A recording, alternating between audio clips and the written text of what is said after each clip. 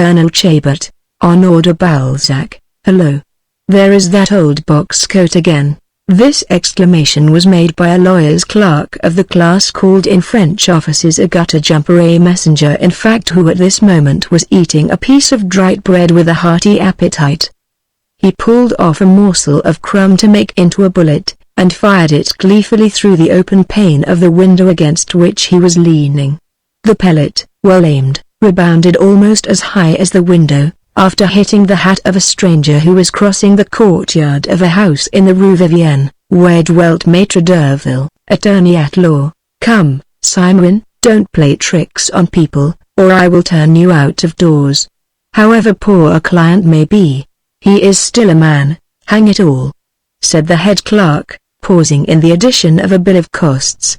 The lawyer's messenger is commonly, as was Simon, a lad of 13 or 14, who, in every office, is under the special jurisdiction of the managing clerk, whose errands and billets do keep him employed on his way to carry writs to the bailiffs and petitions to the courts. He is akin to the street boy in his habits, and to the pettifogger by fate. The boy is almost always ruthless, unbroken, unmanageable, a ribald rhymester, impudent, greedy, and idle. And yet, almost all these clerklings have an old mother lodging on some fifth floor with whom they share their pittance of 30 or 40 francs a month. "If he is a man, why do you call him old box coat?" asked Simon, with the air of a schoolboy who has caught out his master.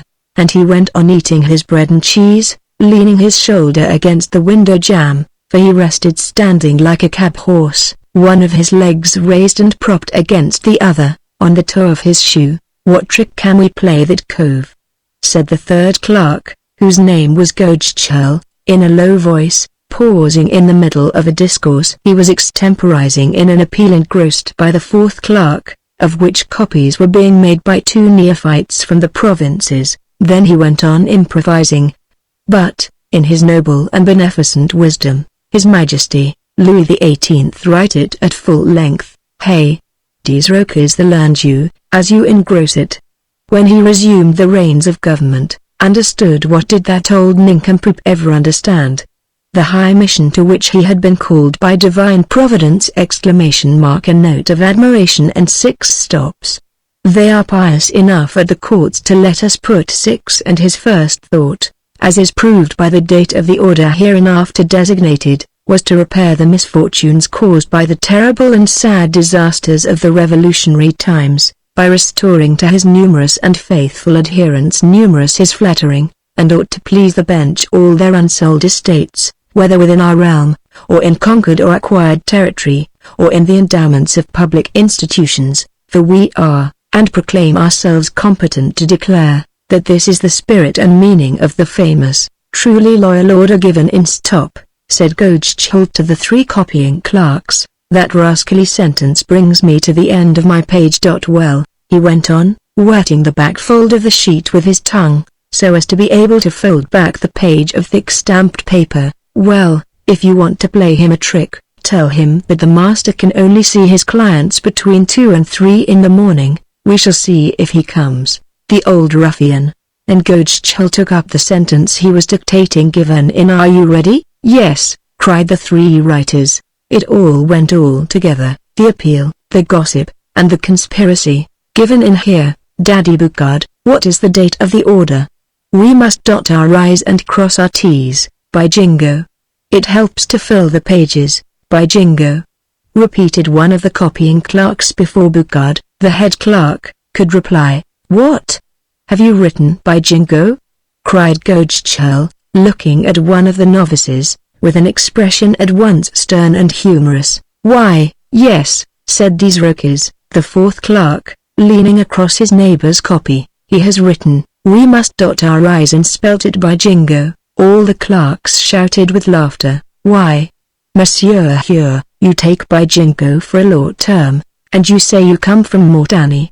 exclaimed Simon. "Scratch it cleanly out," said the head clerk. "If the judge, whose business it is to tax the bill, were to see such things, he would say you were laughing at the whole boiling. You would hear of it from the chief. Come, no more of this nonsense, Monsieur here. A Norman ought not to write out an appeal without thought.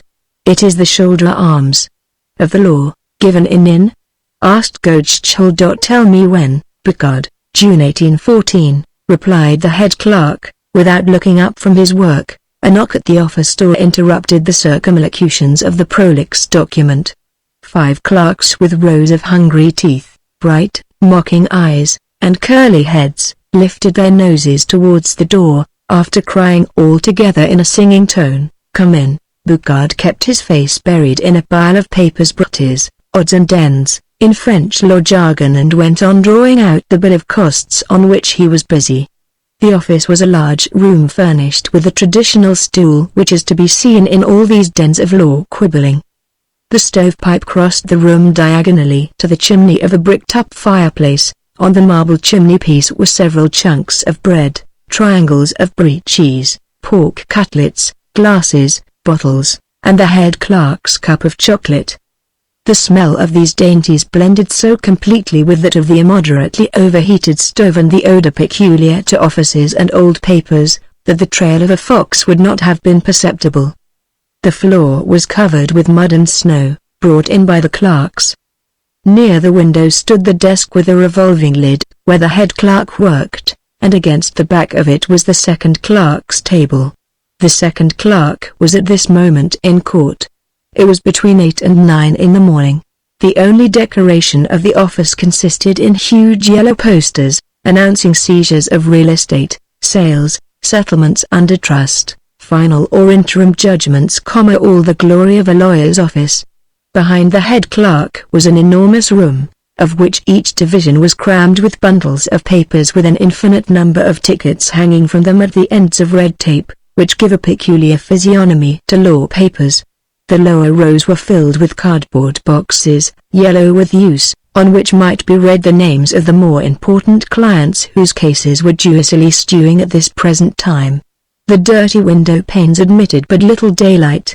Indeed, there are very few offices in Paris where it is possible to write without lamplight before 10 in the morning in the month of February, for they are all left to very natural neglect. Everyone comes and no one stays, no one has any personal interest in a scene of mere routine. Neither the attorney, nor the counsel, nor the clerks, trouble themselves about the appearance of a place which, to the youths, is a schoolroom, to the clients, a passage, to the chief, a laboratory.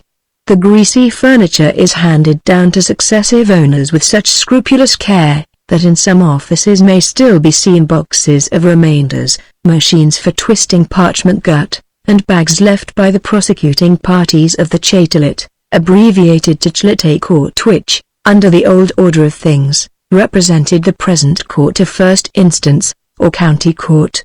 So in this dark office, thick with dust, there was, as in all its fellows, something repulsive to the clients, something which made it one of the most hideous monstrosities of Paris.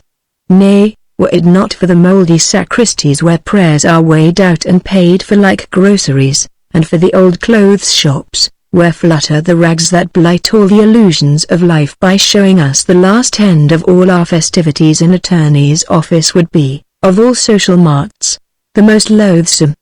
But we might say the same of the gambling hell, of the law court, of the lottery office, of the brothel. But why?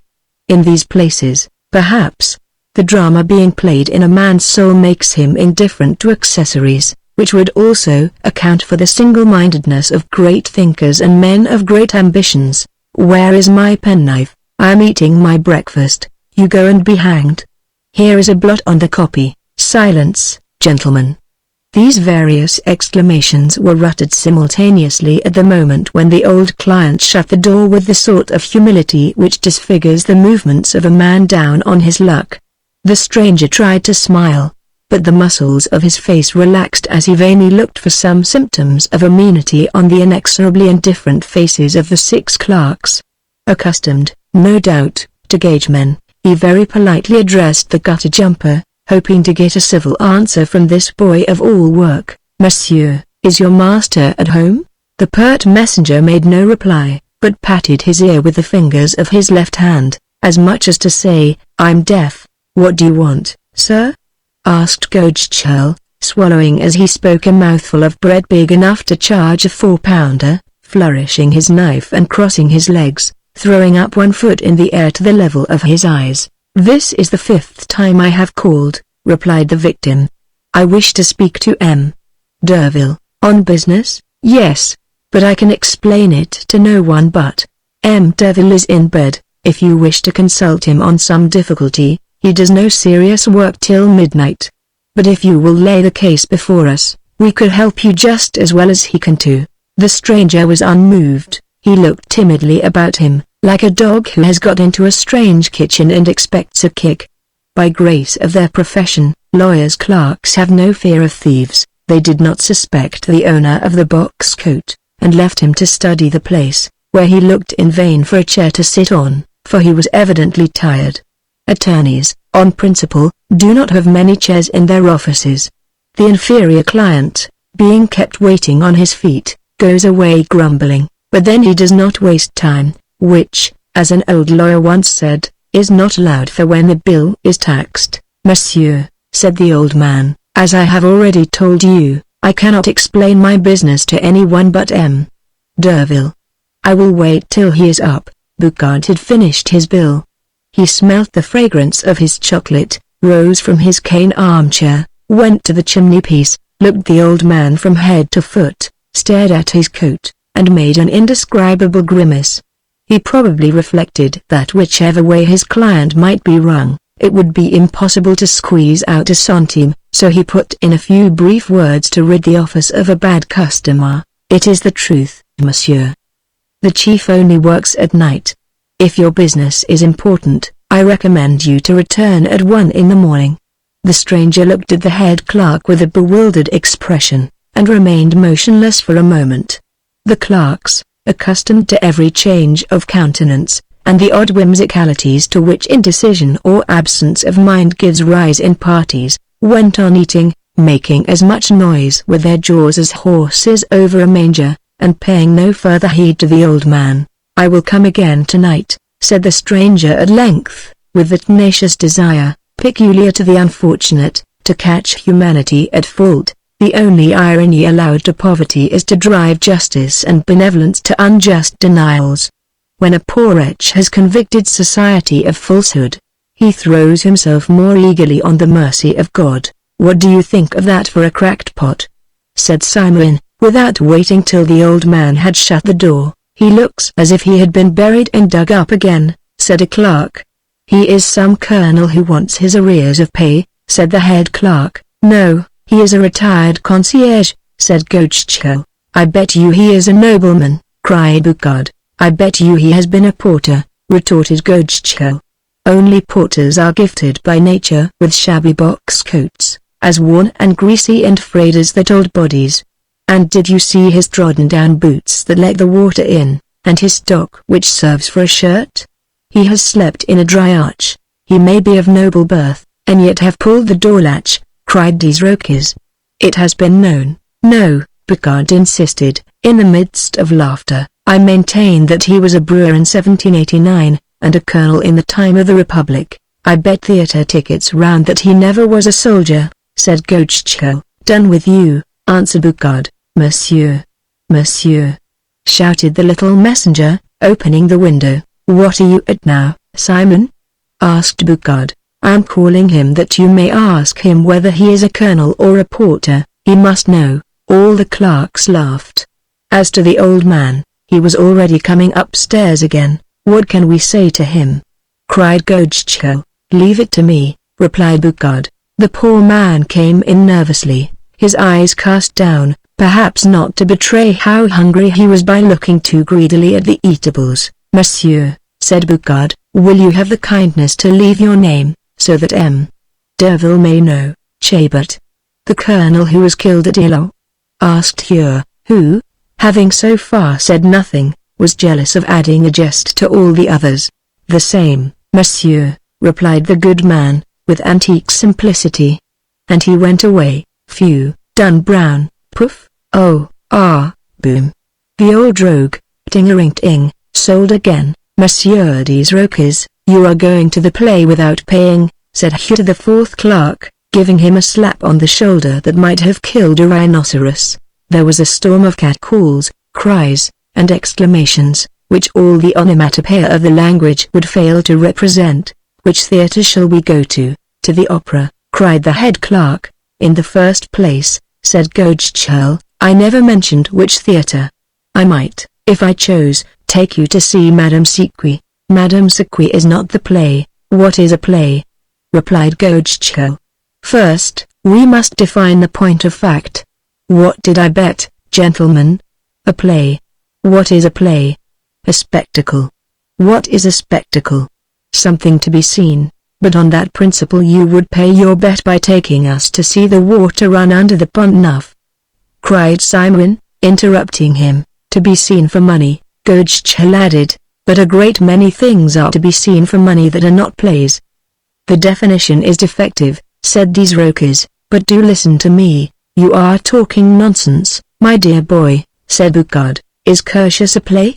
said Godeschal. "No," said the head clerk, "it is a collection of figures, but it is a spectacle. I bet you 100 francs to a sou," Godeschal resumed, "that Curtius Waxworks forms such a show as might be called a play or theatre. It contains a thing to be seen at various prices, according to the place you choose to occupy, and so on, and so forth," said Simon. "You mind I don't box your ears," said Godeschal. The clerks shrugged their shoulders. "Besides, it is not proved that that old ape was not making game of us," he said, dropping his argument, which was drowned in the laughter of the other clerks. "On my honor, Colonel Chabert is really and truly dead. His wife is married again to Comte Ferraud, Councillor of State. Madame Ferraud is one of our clients. Come, the case is remanded till tomorrow," said Boucard. "To work, gentlemen. The deuce is in it, we get nothing done here. Finish copying that appeal, it must be handed in before the sitting of the fourth chamber. Judgment is to be given today. Come, on you go." If he really were Colonel Chabert, would not that impudent rascal Simon have felt the leather of his boot in the right place when he pretended to be deaf? Said these Rokers, regarding this remark as more conclusive than Godeschal's. "Since nothing is settled," said Boucard, "let us all agree to go to the upper boxes of the Francais and see Talma in Nero. Simon may go to the pit," and thereupon the head clerk sat down at his table, and the others followed his example, given in June 1814, in words, said Godeschal. "Ready?" "Yes," replied the two copying clerks and the engrosser, whose pens forthwith began to creak over the stamped paper, making as much noise in the office as 100 cockchafers imprisoned by schoolboys in paper cages. "And we hope that my lords on the bench," the extemporizing clerk went on. "Stop. I must read my sentence through again. I do not understand it myself." 46, that must often happen, and 349s, said Boucard. "We hope," Godeschal began again, after reading all through the document, "that my lords on the bench will not be less magnanimous than the august author of the decree, and that they will do justice against the miserable claims of the acting committee of the chief board of the Legion of Honor by interpreting the law in the wide sense we have here set forth." "Monsieur Godeschal, wouldn't you like a glass of water?" said the little messenger. "That imp of a boy," said Boucard. "Here, get on your double-soled shanks mare, take this packet, and spin off to the Invalides." Here set forth, Godeschal went on. "Add in the interest of Madame la Vicomtesse, at full length, de grandly." "What?"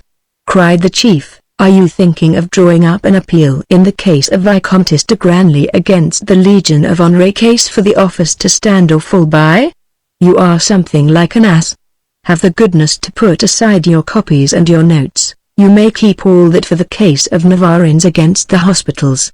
It is late. I will draw up a little petition myself, with a due allowance of inasmuch, and go to the courts myself." This scene is typical of the thousand delights which, when we look back on our youth, make us say, those were good times. At about 1 in the morning Colonel Chabert, self-styled, knocked at the door of Maitre d'Urville, attorney to the Court of First Instance in the Department of the Seine. The porter told him that Monsieur d'Urville had not yet come in. The old man said he had an appointment, and was shown upstairs to the rooms occupied by the famous lawyer, who, notwithstanding his youth, was considered to have one of the longest heads in Paris. Having rung, the distrustful applicant was not a little astonished at finding the head clerk busily arranging in a convenient order on his master's dining-room table the papers relating to the cases to be tried on the morrow. The clerk, not less astonished, bowed to the colonel and begged him to take a seat, which the client did.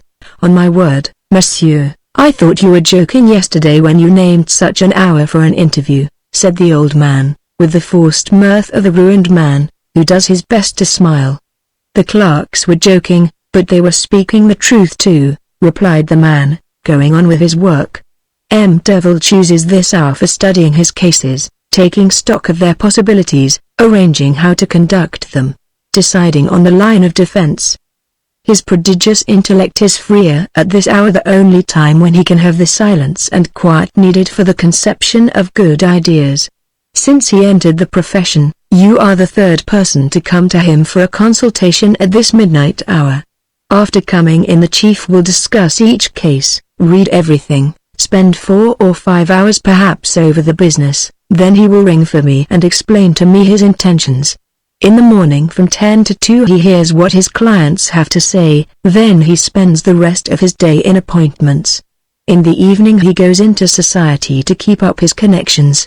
So he has only the night for undermining his cases, ransacking the arsenal of the code, and laying his plan of battle. He is determined never to lose a case. He loves his art. He will not undertake every case, as his brethren do. That is his life, an exceptionally active one. And he makes a great deal of money. As he listened to this explanation, the old man sat silent, and his strange face assumed an expression so bereft of intelligence, that the clerk, after looking at him, thought no more about him. A few minutes later Derville came in evening dress. His head clerk opened the door to him, and went back to finish arranging the papers. The young lawyer paused for a moment in amazement on seeing in the dim light the strange client who awaited him.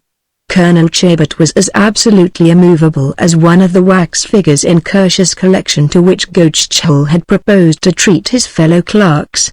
This quiescence would not have been a subject for astonishment if it had not completed the supernatural aspect of the man's whole person. The old soldier was dry and lean. His forehead, intentionally hidden under a smoothly combed wig, gave him a look of mystery. His eyes seemed shrouded in a transparent film. You would have compared them to dingy mother-of-pearl with a blue iridescence changing in the gleam of the wax lights. His face, pale, livid, and as thin as a knife, if I may use such a vulgar expression, was as the face of the dead. Round his neck was a tight black silk stock. Below the dark line of this rag the body was so completely hidden in shadow that a man of imagination might have supposed the old head was due to some chance play of light and shade, or have taken it for a portrait by Rembrandt, without a frame. The brim of the hat which covered the old man's brow cast a black line of shadow on the upper part of the face.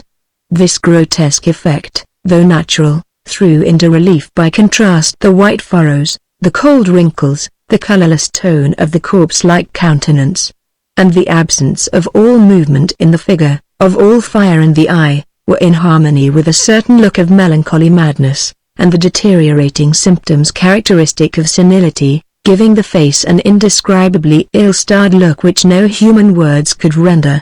But an observer, especially a lawyer, could also have read in this stricken man the signs of deep sorrow, the traces of grief which had worn into this face, as drops of water from the sky falling on fine marble at last destroy its beauty. A physician, an author, or a judge might have discerned a whole drama at the sight of its sublime horror, while the least charm was its resemblance to the grotesques which artists amuse themselves by sketching on a corner of the lithographic stone while chatting with a friend. On seeing the attorney, the stranger started, with the convulsive thrill that comes over a poet when a sudden noise rouses him from a fruitful reverie in silence and at night.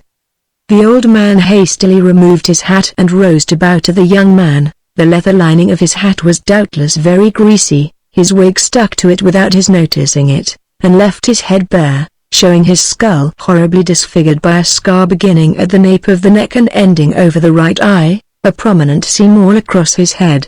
The sudden removal of the dirty wig which the poor man wore to hide this gash gave the two lawyers no inclination to laugh, so horrible to behold was this riven skull. The first idea suggested by the sight of this old wound was, his intelligence must have escaped through that cut.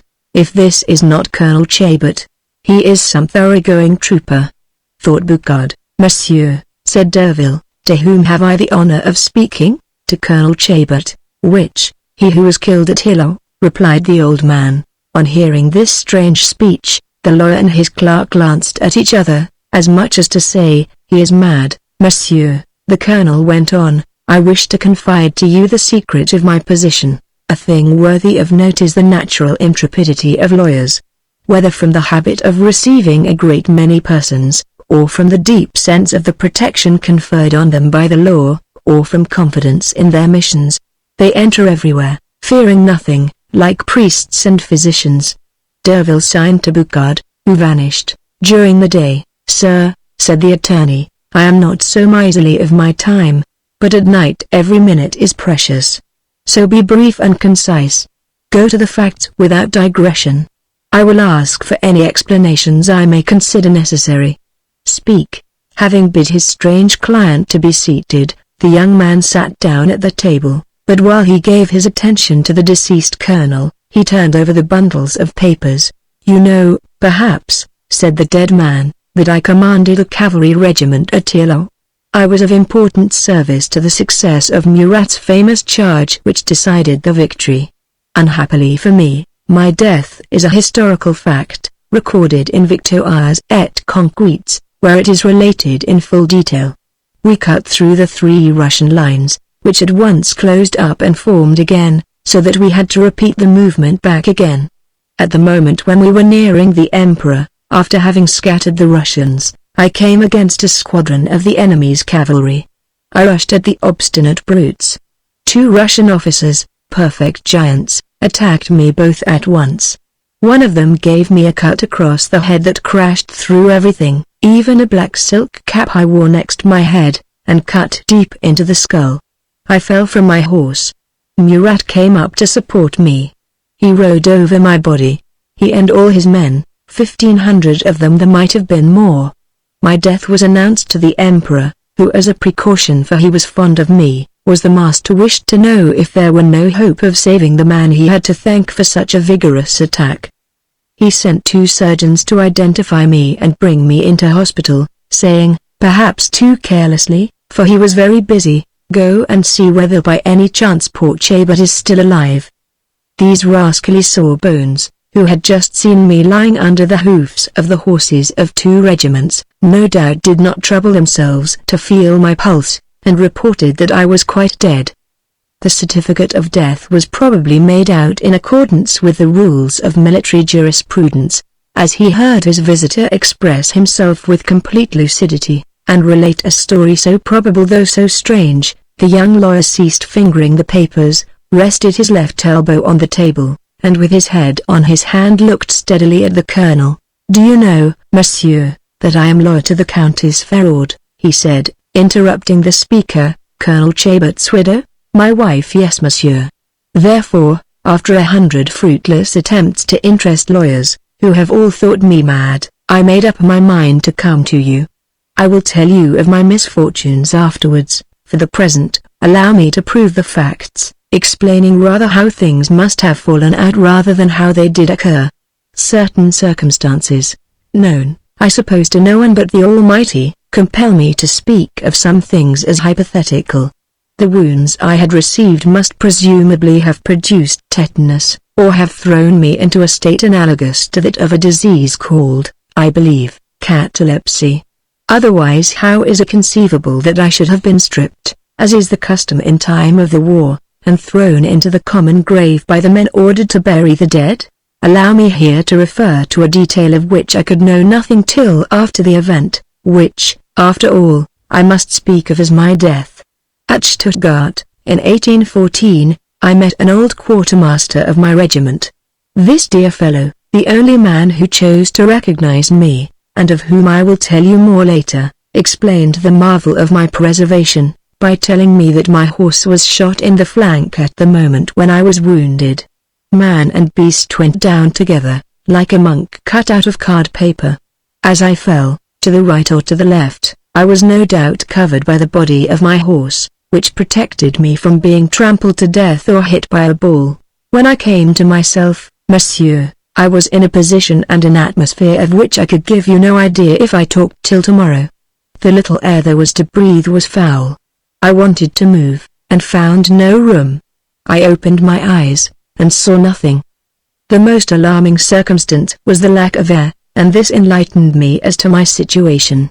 I understood that no fresh air could penetrate to me, and that I must die.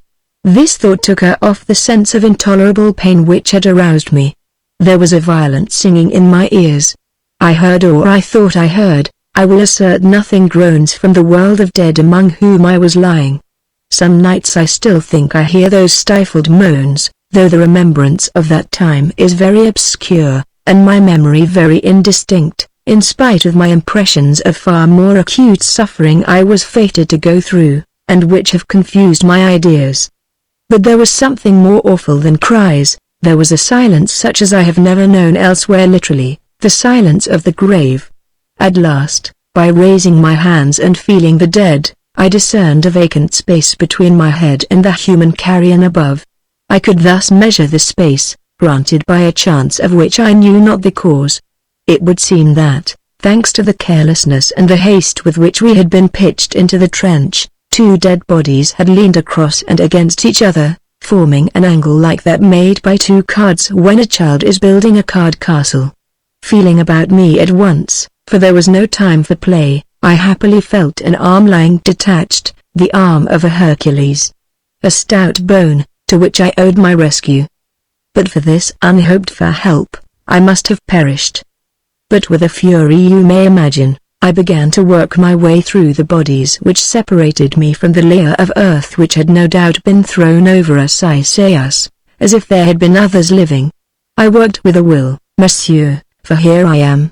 But to this day I do not know how I succeeded in getting through the pile of flesh which formed a barrier between me and life. You will say I had 3 arms. This crowbar, which I used cleverly enough, opened out a little air between the bodies I moved, and I economized my breath. At last I saw daylight, but through snow. At that moment I perceived that my head was cut open. Happily my blood, or that of my comrades, or perhaps the torn skin of my horse, who knows, had in coagulating formed a sort of natural plaster. But, in spite of it, I fainted away when my head came into contact with the snow. However, the little warmth left in me melted the snow about me, and when I recovered consciousness, I found myself in the middle of a round hole, where I stood shouting as long as I could. But the sun was rising, so I had very little chance of being heard. Was there anyone in the fields yet? I pulled myself up, using my feet as a spring, resting on one of the dead, whose ribs were firm. You may suppose that this was not the moment for saying, respect courage in misfortune. In short, monsieur, after enduring the anguish, if the word is strong enough for my frenzy, of seeing for a long time, yes, quite a long time, those cursed Germans flying from a voice they heard where they could see no one, I was dug out by a woman, who was brave or curious enough to come close to my head, which must have looked as though it had sprouted from the ground like a mushroom. This woman went to fetch her husband, and between them they got me to their poor hovel. It would seem that I must have again fallen into a catalepsy. Allow me to use the word to describe a state of which I have no idea, but which, from the account given by my hosts, I suppose to have been the effect of that malady. I remained for 6 months between life and death, not speaking, or, if I spoke, talking in delirium. At last, my hosts got me admitted to the hospital at Heilsberg. You will understand, monsieur, that I came out of the womb of the grave as naked as I came from my mother's, so that 6 months afterwards, when I remembered, one fine morning, that I had been Colonel Chabert, and when, on recovering my wits, I tried to exact from my nurse rather more respect than she paid to any poor devil, all my companions in the ward began to laugh. Luckily for me, the surgeon, out of professional pride, had answered for my cure, and was naturally interested in his patient. When I told him coherently about my former life, this good man, named Sparchman, signed a deposition, drawn up in the legal form of his country, giving an account of the miraculous way in which I had escaped from the trench dug for the dead, the day and hour when I had been found by my benefactress and her husband, the nature and exact spot of my injuries, adding to these documents a description of my person. Well, monsieur, I have neither these important pieces of evidence, nor the declaration I made before a notary at Heilsberg, with a view to establishing my identity. From the day when I was turned out of that town by the events of the war, I have wandered about like a vagabond, begging my bread, treated as a madman when I have told my story, without ever having found or earned a sou to enable me to recover the deeds which would prove my statements, and restore me to society. My sufferings have often kept me for 6 months at a time in some little town, where every care was taken of the invalid Frenchman, but where he was laughed at to his face as soon as he said he was Colonel Chabert. For a long time that laughter, those doubts, used to put me into rages which did me harm, and which even led to my being locked up at Stuttgart as a madman. And indeed, as you may judge from my story, there was ample reason for shutting a man up, at the end of 2 years' detention, which I was compelled to submit to, after hearing my keepers say 1,000 times, "Here is a poor man who thinks he is Colonel Chabert," to people who would reply, "Poor fellow." I became convinced of the impossibility of my own adventure. I grew melancholy, resigned, and quiet, and gave up calling myself Colonel Chabert, in order to get out of my prison, and see France once more. Oh, monsieur! To see Paris again was a delirium which without finishing his sentence, Colonel Chabert fell into a deep study, which Derville respected. One fine day, his visitor resumed. One spring day, they gave me the key of the fields, as we say, and 10 thalers, admitting that I talked quite sensibly on all subjects, and no longer called myself Colonel Chabert. On my honor, at that time, and even to this day, sometimes I hate my name. I wish I were not myself. The sense of my rights kills me. If my illness had but deprived me of all memory of my past life, I could be happy. I should have entered the service again under any name, no matter what, and should, perhaps, have been made field marshal in Austria or Russia. Who knows, monsieur, said the attorney, you have upset all my ideas. I feel as if I heard you in a dream. Pause for a moment, I beg of you. You are the only person, said the colonel, with a melancholy look, who ever listened to me so patiently. No lawyer has been willing to lend me 10 Napoleons to enable me to procure from Germany the necessary documents to begin my lawsuit. What lawsuit? Said the attorney, who had forgotten his client's painful position in listening to the narrative of his past sufferings. Why, monsieur, is not the Countess Ferrand my wife? She has 30,000 francs a year, which belong to me, and she will not give me a son. When I tell lawyers these things, men of sense, when I propose a beggar to bring action against a count and countess, when a dead man bring up as against a certificate of death a certificate of marriage and registers of births, they show me out, either with the air of cold politeness, which you all know how to assume to rid yourself of a hapless wretch, or brutally, like men who think they have to deal with a swindler or a madman. It depends on their nature. I have been buried under the dead, but now I am buried under the living, under papers, under facts, under the whole of society, which wants to shove me underground again. Pray resume your narrative, said Derville. Pray resume it, cried the hapless old man, taking the young lawyer's hand. That is the first polite word I have heard since.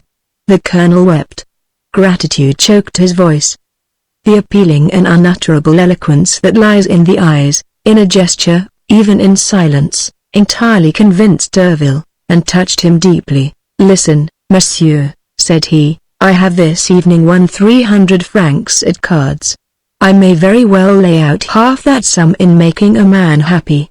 I will begin the inquiries and researches necessary to obtain the documents of which you speak, and until they arrive I will give you 5 francs a day.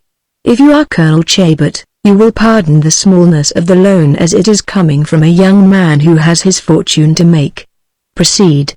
The colonel, as he called himself, sat for a moment motionless and bewildered. The depth of his woes had no doubt destroyed his powers of belief. Though he was eager in pursuit of his military distinction, of his fortune, of himself, perhaps it was in obedience to the inexplicable feeling, the latent germ in every man's heart, to which we owe the experiments of alchemists, the passion for glory, the discoveries of astronomy and of physics, everything which prompts man to expand his being by multiplying himself through deeds or ideas. In his mind the ego was now but a secondary object, just as the vanity of success or the pleasures of winning become dearer to the gambler than the object he has at stake. The young lawyer's words were as a miracle to this man, for 10 years repudiated by his wife, by justice, by the whole social creation. To find in a lawyer's office the 10 gold pieces which had so long been refused him by so many people, and in so many ways. The colonel was like the lady who, having been ill of a fever for 15 years, fancied she had some fresh complaint when she was cured. There are joys in which we have ceased to believe, they fall on us, it is like a thunderbolt, they burn us. The poor man's gratitude was too great to find utterance. To superficial observers he seemed cold, but Derville saw complete honesty under this amazement. A swindler would have found his voice. "Where was I?" said the colonel, with the simplicity of a child or of a soldier, for there is often something of the child in a true soldier, and almost always something of the soldier in a child, especially in France, at Stuttgart. "You were out of prison," said Derville. "You know my wife?" asked the colonel. "Yes," said Derville, with a bow. "What is she like?" "Still quite charming." The old man held up his hand, and seemed to be swallowing down some secret anguish with the grave and solemn resignation that is characteristic of men who have stood the ordeal of blood and fire on the battlefield. "Monsieur," said he, with a sort of cheerfulness, for he breathed again, the poor colonel. He had again risen from the grave. He had just melted a covering of snow less easily thawed than that which had once before frozen his head, and he drew a deep breath, as if he had just escaped from a dungeon. "Monsieur, if I had been a handsome young fellow, none of my misfortunes would have befallen me. Women believe in men when they flavor their speeches with the word love. They hurry then, they come, they go, they are everywhere at once, they intrigue, they assert facts. They play the very devil for a man who takes their fancy. But how could I interest a woman? I had a face like a requiem. I was dressed like a sans-culotte. I was more like an Esquimaux than a Frenchman. I, who had formerly been considered one of the smartest of fops in 1799! I, Chabert, Count of the Empire. Well, on the very day when I was turned out into the streets like a dog, I met the quartermaster of whom I just now spoke. This old soldier's name was Boughton. The poor devil and I made the queerest pair of broken-down hacks I ever set eyes on. I met him out walking, but though I recognized him, he could not possibly guess who I was. We went into a tavern together. In there, when I told him my name, Boughton's mouth opened from ear to ear in a roar of laughter, like the bursting of a mortar. That mirth, monsieur, was one of the keenest pangs I have known. It told me without disguise how great were the changes in me. I was, then, unrecognizable even to the humblest and the most grateful of my former friends. I had once saved Boughton's life, but it was only the repayment of a debt I owed him. I need not tell you how he did me this service. It was at Ravenna, in Italy. The house where Boughton prevented my being stabbed was not extremely respectable. At that time I was not a colonel, but, like Boughton himself, a common trooper. Happily there were certain details of this adventure which could be known only to us two, and when I recalled them to his mind his incredulity diminished. I then told him the story of my singular experiences. Although my eyes and my voice, he told me, were strangely altered, although I had neither hair, teeth, nor eyebrows, and was as colorless as an albino, he at last recognized his colonel in the beggar.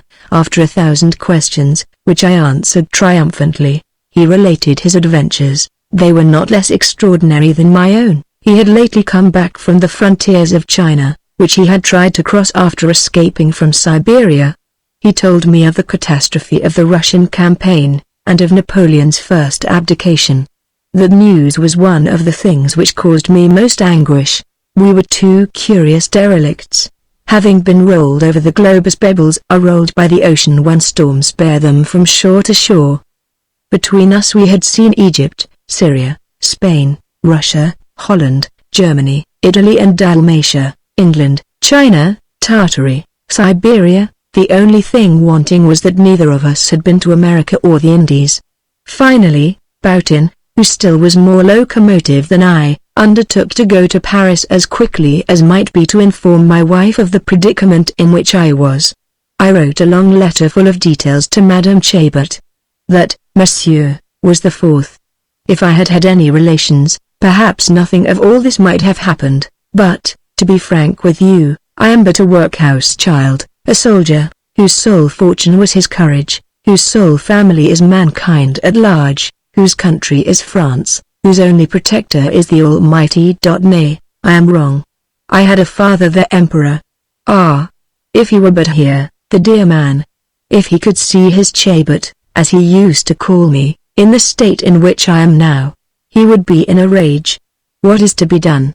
Our sun is set, and we are all out in the cold now. After all, political events might account for my wife's silence. Boutin set out. He was a lucky fellow. He had 2 bears, admirably trained, which brought him in a living. I could not go with him. The pain I suffered forbade my walking long stages. I wept, monsieur, when we parted, after I had gone as far as my state allowed in company with him and his bears. At Karlsruhe I had an attack of neuralgia in the head, and lay for 6 weeks on straw in an inn. I should never have ended if I were to tell you all the distresses of my life as a beggar. Moral suffering, before which physical suffering pales, nevertheless excites less pity, because it is not seen. I remember shedding tears, as I stood in front of a fine house in Strasbourg where once I had given an entertainment, and where nothing was given me, not even a piece of bread. Having agreed with Boutin on the road I was to take, I went to every post office to ask if there were a letter or some money for me. I arrived at Paris without having found D there. What despair I had been forced to endure. Boutin must be dead. I told myself, and in fact the poor fellow was killed at Waterloo. I heard of his death later, and by mere chance.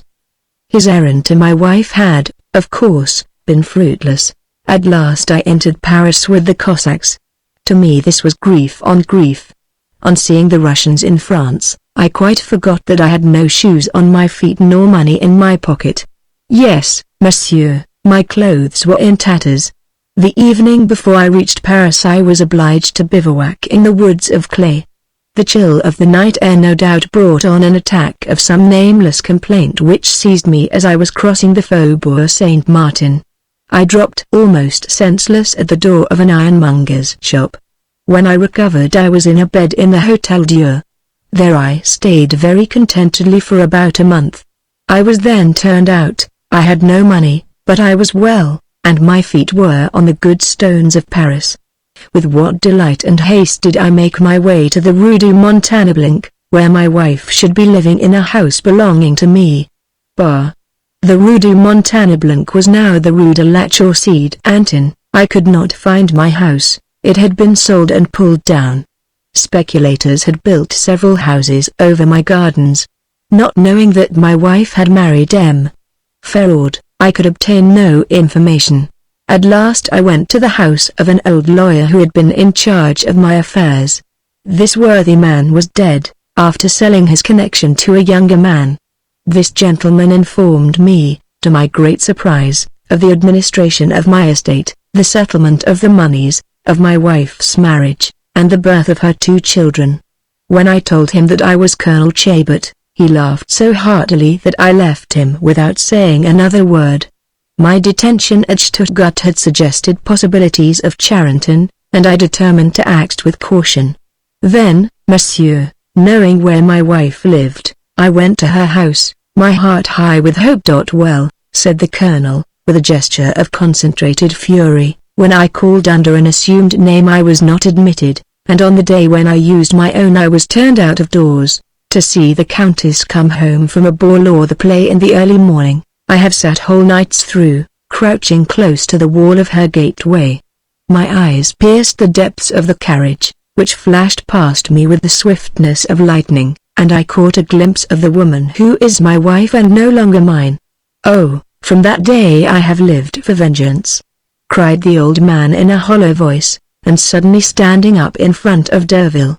"She knows that I am alive. Since my return she has had 2 letters written with my own hand. She loves me no more!" I know not whether I love or hate her. I long for her and curse her by turns. To me she owes all her fortune, all her happiness. Well, she has not sent me the very smallest pittance. Sometimes I do not know what will become of me." With these words the veteran dropped onto his chair again and remained motionless. Derville sat in silence, studying his client. "It is a serious business," he said at length, mechanically.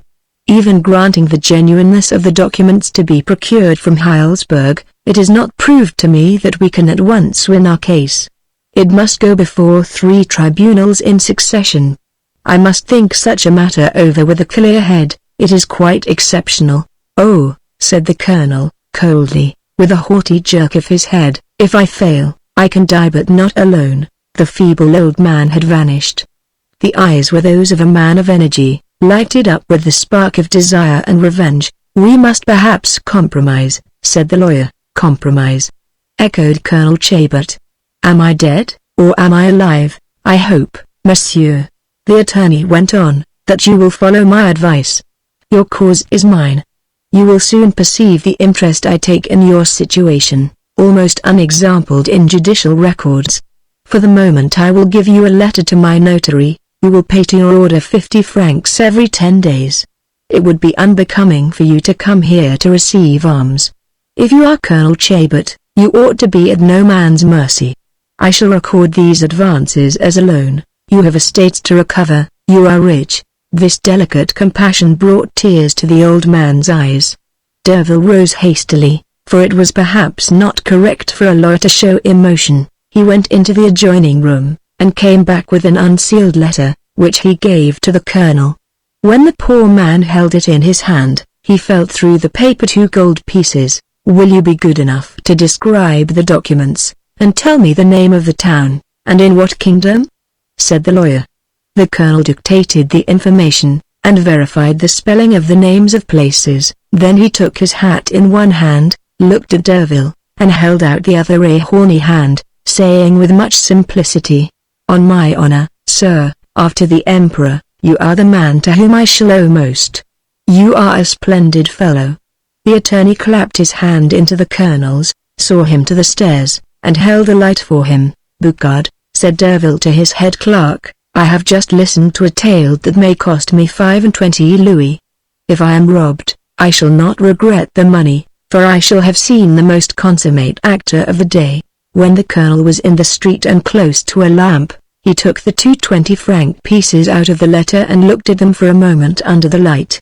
It was the first gold he had seen for 9 years. "I may smoke cigars," he said to himself. About 3 months after this interview, at night, in Derville's room, the notary commissioned to advance the half-pay on Derville's account to his eccentric client, came to consult the attorney on a serious matter, and began by begging him to refund the 600 francs that the old soldier had received. "Are you amusing yourself with pensioning the old army?"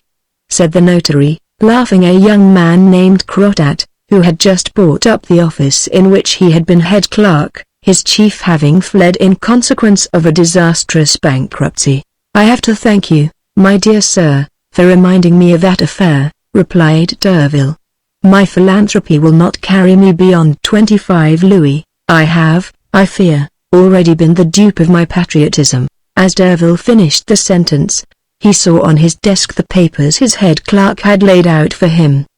His eye was struck by the appearance of the stamps long, square, and triangular, in red and blue ink, which distinguished a letter that had come through the Prussian, Austrian, Bavarian, and French post offices. "Aha!" said he with a laugh. Here is the last act of the comedy, now we shall see if I have been taken in. He took up the letter and opened it, but he could not read it. It was written in German. "Boucard, go yourself and have this letter translated, and bring it back immediately," said Derville, half opening his study door, and giving the letter to the head clerk. The notary at Berlin, to whom the lawyer had written, informed him that the documents he had been requested to forward would arrive within a few days of this note announcing them. They were, he said, all perfectly regular and duly witnessed, and legally stamped to serve as evidence in law. He also informed him that almost all the witnesses to the facts recorded under these affidavits were still to be found at Hillow, in Prussia, and that the woman to whom M. Lecomte Chabert owed his life was still living in a suburb of Heilsberg. "This looks like business," cried Derville, when Boucard had given him the substance of the letter. "But look here, my boy," he went on, addressing the notary, "I shall want some information which ought to exist in your office. Was it not that old rascal Rogan?" "We will say that unfortunate, that ill-used Rogan," interrupted Alexander Crotat with a laugh. "Well, was it not that ill-used man who has just carried off 800,000 francs of his client's money, and reduced several families to despair, who effected the settlement of Chabert's estate? I fancy I have seen that in the documents in our case of Ferraud." "Yes," said Crotat.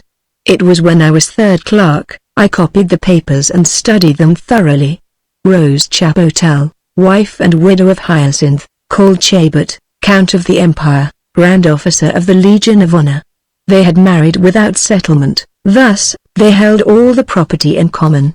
To the best of my recollections, the personalty was about 600,000 francs. Before his marriage, Colonel Chabert had made a will in favor of the hospitals of Paris, by which he left them 1/4 of the fortune he might possess at the time of his decease, the state to take the other quarter. The will was contested. There was a forced sale, and then a division, for the attorneys went at a pace. At the time of the settlement the monster who was then governing France handed over to the widows, by special decree, the portion bequeathed to the treasury, so that Count Chabert's personal fortune was no more than 300,000 francs, consequently so it was, old fellow," said Crotat. "You lawyers sometimes are very clear-headed, though you are accused of false practices in pleading for one side or the other." Colonel Chabert, whose address was written at the bottom of the first receipt he had given the notary, was lodging in the Faubourg Saint-Marceau, Rue du Petit Banquier, with an old quartermaster of the Imperial Guard, now a cowkeeper, named Verniard. Having reached the spot, Derville was obliged to go on foot in search of his client, for his coachman declined to drive along an unpaved street, where the ruts were rather too deep for cab wheels. Looking about him on all sides, the lawyer at last discovered at the end of the street nearest to the boulevard, between two walls built of bones and mud, two shabby stone gate posts, much knocked about by carts, in spite of two wooden stumps that served as blocks. These posts supported a cross beam with a penthouse coping of tiles, and on the beam, in red letters, were the words, "Verniard, Dairyman." To the right of this inscription were some eggs, to the left a cow, all painted in white. The gate was open, and no doubt remained open all day. Beyond a good-sized yard there was a house facing the gate, if indeed the name of house may be applied to one of the hovels built in the neighborhood of Paris, which are like nothing else, not even the most wretched dwellings in the country, of which they have all the poverty without their poetry. Indeed, in the midst of the fields, even a hovel may have a certain grace derived from the pure air, the verdure, the open country, a hill, a serpentine road, vineyards, quickset hedges, moss-grown thatch and rural implements, but poverty in Paris gains dignity only by horror. Though recently built, this house seemed ready to fall into ruins. None of its materials had found a legitimate use, they had been collected from the various demolitions which are going on every day in Paris. On a shutter made of the boards of a shop sign Derville read the words, "Fancy Goods." The windows were all mismatched and grotesquely placed. The ground floor, which seemed to be the habitable part, was on one side raised above the soil, and on the other sunk in the rising ground. Between the gate and the house lay a puddle full of stable litter, into which flowed the rainwater and house waste.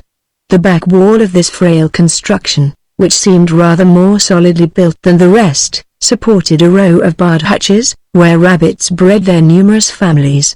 To the right of the gate was the cowhouse, with a loft above for fodder. It communicated with the house through the dairy.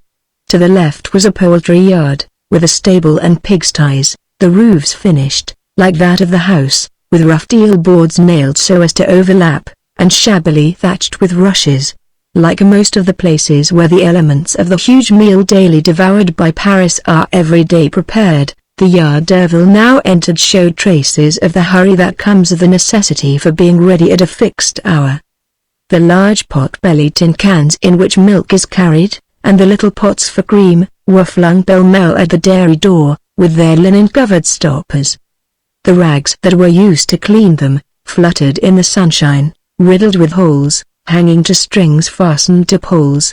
The placid horse, of a breed known only to milkwomen, had gone a few steps from the cart, and was standing in front of the stable, the door being shut. A goat was munching the shoots of a starved and dusty vine that clung to the cracked yellow wall of the house. A cat, squatting on the cream jars, was licking them over. The fowls, scared by Derville's approach, scuttered away screaming, and the watchdog barked. "And the man who decided the victory at Illouz to be found here," said Derville to himself, as his eyes took in at a glance the general effect of the squalid scene. The house had been left in charge of 3 little boys. One, who had climbed to the top of the cart loaded with hay, was pitching stones into the chimney of a neighboring house, in the hope that they might fall into a saucepan. Another was trying to get a pig into a cart, to hoist it by making the whole thing tilt. When Derville asked them if Chabert lived there, neither of them replied, but all 3 looked at him with a sort of bright stupidity, if I may combine those 2 words. Derville repeated his questions, but without success. Provoked by the saucy cunning of these 3 imps, he abused them with the sort of pleasantry which young men think they have the right to address to little boys, and they broke the silence with a hoarse laugh. Then Derville was angry. The colonel, hearing him, now came out of the little low room, close to the dairy, and stood on the threshold of his doorway with indescribable military coolness. He had in his mouth a very finely colored pipe, a technical phrase to a smoker, a humble, short clay pipe of the kind called brûlocule. He lifted the peak of a dreadfully greasy cloth cap, saw Derville, and came straight across the midden to join his benefactor the sooner, calling out in friendly tones to the boys, "Silence in the ranks." The children at once kept a respectful silence, which showed the power the old soldier had over them. "Why did you not write to me?" he said to Derville. "Go along by the cowhouse. The path is paved there," he exclaimed, seeing the lawyer's hesitancy, for he did not wish to wet his feet in the manure heap. Jumping from one dry spot to another, Derville reached the door by which the colonel had come out. Chabert seemed but ill pleased at having to receive him in the bedroom he occupied, and, in fact, Derville found but one chair there. The colonel's bed consisted of some trusses of straw, over which his hostess had spread 2 or 3 of those old fragments of carpet, picked up heaven knows where, which milkwomen used to cover the seats of their carts. The floor was simply the trodden earth. The walls, sweating saltpetre, green with mold, and full of cracks, were so excessively damp that on the side where the colonel's bed was a reed mat had been nailed. The famous box coat hung on a nail. 2 pairs of old boots lay in a corner. There was not a sign of linen. On the worm-eaten table the bulletins de la Grande Armée, reprinted by Plancher, lay open, and seemed to be the colonel's reading. His countenance was calm and serene in the midst of this squalor. His visit to Derville seemed to have altered his features. The lawyer perceived in them traces of a happy feeling, a particular gleam set there by hope. "Does the smell of the pipe annoy you?" he said, placing the dilapidated straw-bottomed chair for his lawyer. "But, Colonel, you are dreadfully uncomfortable here." The speech was wrung from Derville by the distrust natural to lawyers, and the deplorable experience which they derive early in life from the appalling and obscure tragedies at which they look on. "Here, said he to himself, is a man who has of course spent my money in satisfying a trooper's 3 theological virtues: play, wine, and women. To be sure, monsieur, we are not distinguished for luxury here. It is a camp lodging, tempered by friendship, but and the soldier shot a deep glance at the man of law. I have done no one wrong, I have never turned my back on anybody, and I sleep in peace. Derville reflected that there would be some want of delicacy in asking his client to account for the sums of money he had advanced, so he merely said, "But why would you not come to Paris, where you might have lived as cheaply as you do here, but where you would have been better lodged?" "Why," replied the colonel, "the good folks with whom I am living had taken me in and fed me gratis for a year. How could I leave them just when I had a little money? Besides, the father of those 3 pickles is an old Egyptian. An Egyptian, we give that name to the troopers who came back from the expedition into Egypt, of which I was one.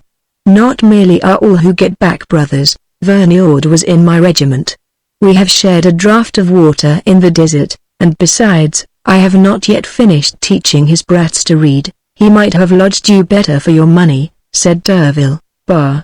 said the colonel, "his children sleep on the straw as I do. He and his wife have no better bed. They are very poor, you see. They have taken a bigger business than they can manage. But if I recover my fortune. However, it does very well, Colonel. Tomorrow or the next day, I shall receive your papers from Heilsberg. The woman who dug you out is still alive. Curse the money. To think I haven't got any," he cried, flinging his pipe on the ground. Now, a well-colored pipe is to a smoker a precious possession, but the impulse was so natural, the emotion so generous, that every smoker, and the excise office itself, would have pardoned this crime of treason to tobacco. "Perhaps the angels may have picked up the pieces, Colonel. It is an exceedingly complicated business," said Derville as they left the room to walk up and down in the sunshine. "To me," said the soldier, "it appears exceedingly simple. I was thought to be dead, and here I am. Give me back my wife and my fortune. Give me the rank of general, to which I have a right, for I was made colonel of the Imperial Guard the day before the Battle of Eylau." "Things are not done so in the legal world," said Derville. "Listen to me. You are Colonel Chabert, I am glad to think it, but it has to be proved judicially to persons whose interest it will be to deny it. Hence, your papers will be disputed. That contention will give rise to 10 or 12 preliminary inquiries. Every question will be sent under contradiction up to the Supreme Court, and give rise to so many costly suits, which will hang on for a long time, however eagerly I may push them. Your opponents will demand an inquiry, which we cannot refuse, and which may necessitate the sending of a commission of investigation to Prussia. But even if we hope for the best, supposing that justice should at once recognize you as Colonel Chabert, can we know how the questions will be settled that will arise out of the very innocent bigamy committed by the Comtesse Ferraud? In your case, the point of law is unknown to the code, and can only be decided as a point in equity, as a jury decides in the delicate cases presented by the social eccentricities of some criminal prosecutions. Now, you had no children by your marriage, M. Le Comte Ferraud has 2. The judges might pronounce against the marriage where the family ties are weakest, to the confirmation of that where they are stronger, since it was contracted in perfect good faith. Would you be in a very becoming moral position if you insisted, at your age, and in your present circumstances, in resuming your rights over a woman who no longer loves you? You will have both your wife and her husband against you, 2 important persons who might influence the bench. Thus, there are many elements which would prolong the case. You will have time to grow old in the bitterest regrets. And my fortune? Do you suppose you had a fine fortune? Had I not 30,000 francs a year? My dear Colonel, in 1799 you made a will before your marriage, leaving 1/4 of your property to hospitals. That is true. Well, when you were reported dead, it was necessary to make a valuation, and have a sale, to give this quarter away. Your wife was not particular about honesty as to the poor. The valuation, in which she no doubt took care not to include the ready money or jewelry, or too much of the plate, and in which the furniture would be estimated at 2/3 of its actual cost, either to benefit her, or to lighten the succession duty, and also because a valuer can be held responsible for the declared value. The valuation thus made stood at 600,000 francs. Your wife had a right of half for her share. Everything was sold and bought in by her, she got something out of it all, and the hospitals got their 75,000 francs. Then, as the remainder went to the state, since you had made no mention of your wife in your will, the emperor restored to your widow by decree the residue which would have reverted to the exchequer. So, now, what can you claim? 300,000 francs, no more, and minus the costs, and you call that justice? Said the colonel, in dismay. Why, certainly, a pretty kind of justice, so it is, my dear colonel. You see, that what you thought so easy is not so. Madame Feraud might even choose to keep the sum given to her by the emperor, but she was not a widow. The decree is utterly void, I agree with you. But every case can get a hearing. Listen to me. I think that under these circumstances a compromise would be both for her and for you the best solution of the question. You will gain by it a more considerable sum than you can prove right to, that would be to sell my wife. With 24,000 francs a year you could find a woman who, in the position in which you are, would suit you better than your own wife, and make you happier. I propose going this very day to see the Comtesse Feraud and sounding the ground, but I could not take such a step without giving you due notice. Let us go together. What, just as you are? Said the lawyer. No, my dear colonel, no. You might lose your case on the spot. Can I possibly gain it? On every count, replied Derville. But, my dear Colonel Chabert, you overlook one thing. I am not rich. The price of my connection is not wholly paid up. If the bench should allow you a maintenance, that is to say, a sum advanced on your prospects, they will not do so till you have proved that you are Comte Chabert, Grand Officer of the Legion of Honor. To be sure, I am as Grand Officer of the Legion of Honor, I had forgotten that, said he simply. Well, until then, Derville went on, will you not have to engage pleaders, to have documents copied, to keep the underlings of the law going, and to support yourself? The expenses of the preliminary inquiries will, at a rough guess, amount to 10 or 12,000 francs. I have not so much to lend you. I am crushed as it is by the enormous interest I have to pay on the money I borrowed to buy my business, and you ? Where can you find it? Large tears gathered in the poor veteran's faded eyes, and rolled down his withered cheeks. This outlook of difficulties discouraged him. The social and the legal world weighed on his breast like a nightmare. I will go to the foot of the Vendôme column, he cried. I will call out, I am Colonel Chabert who rode through the Russian square at Hilo! The statue he will know me, and you will find yourself in Charenton. At this terrible name the soldiers' transports collapsed. And will there be no hope for me at the Ministry of War? The War Office, said Derville. Well, go there, but take a formal legal opinion with you, nullifying the certificate of your death. The government offices would be only too glad if they could annihilate the men of the empire. The colonel stood for a while, speechless, motionless, his eyes fixed, but seeing nothing, sunk in bottomless despair.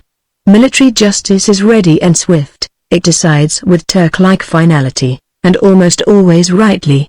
This was the only justice known to Chabert. As he saw the labyrinth of difficulties into which he must plunge, and how much money would be required for the journey, the poor old soldier was mortally hit in that power peculiar to man, and called the will.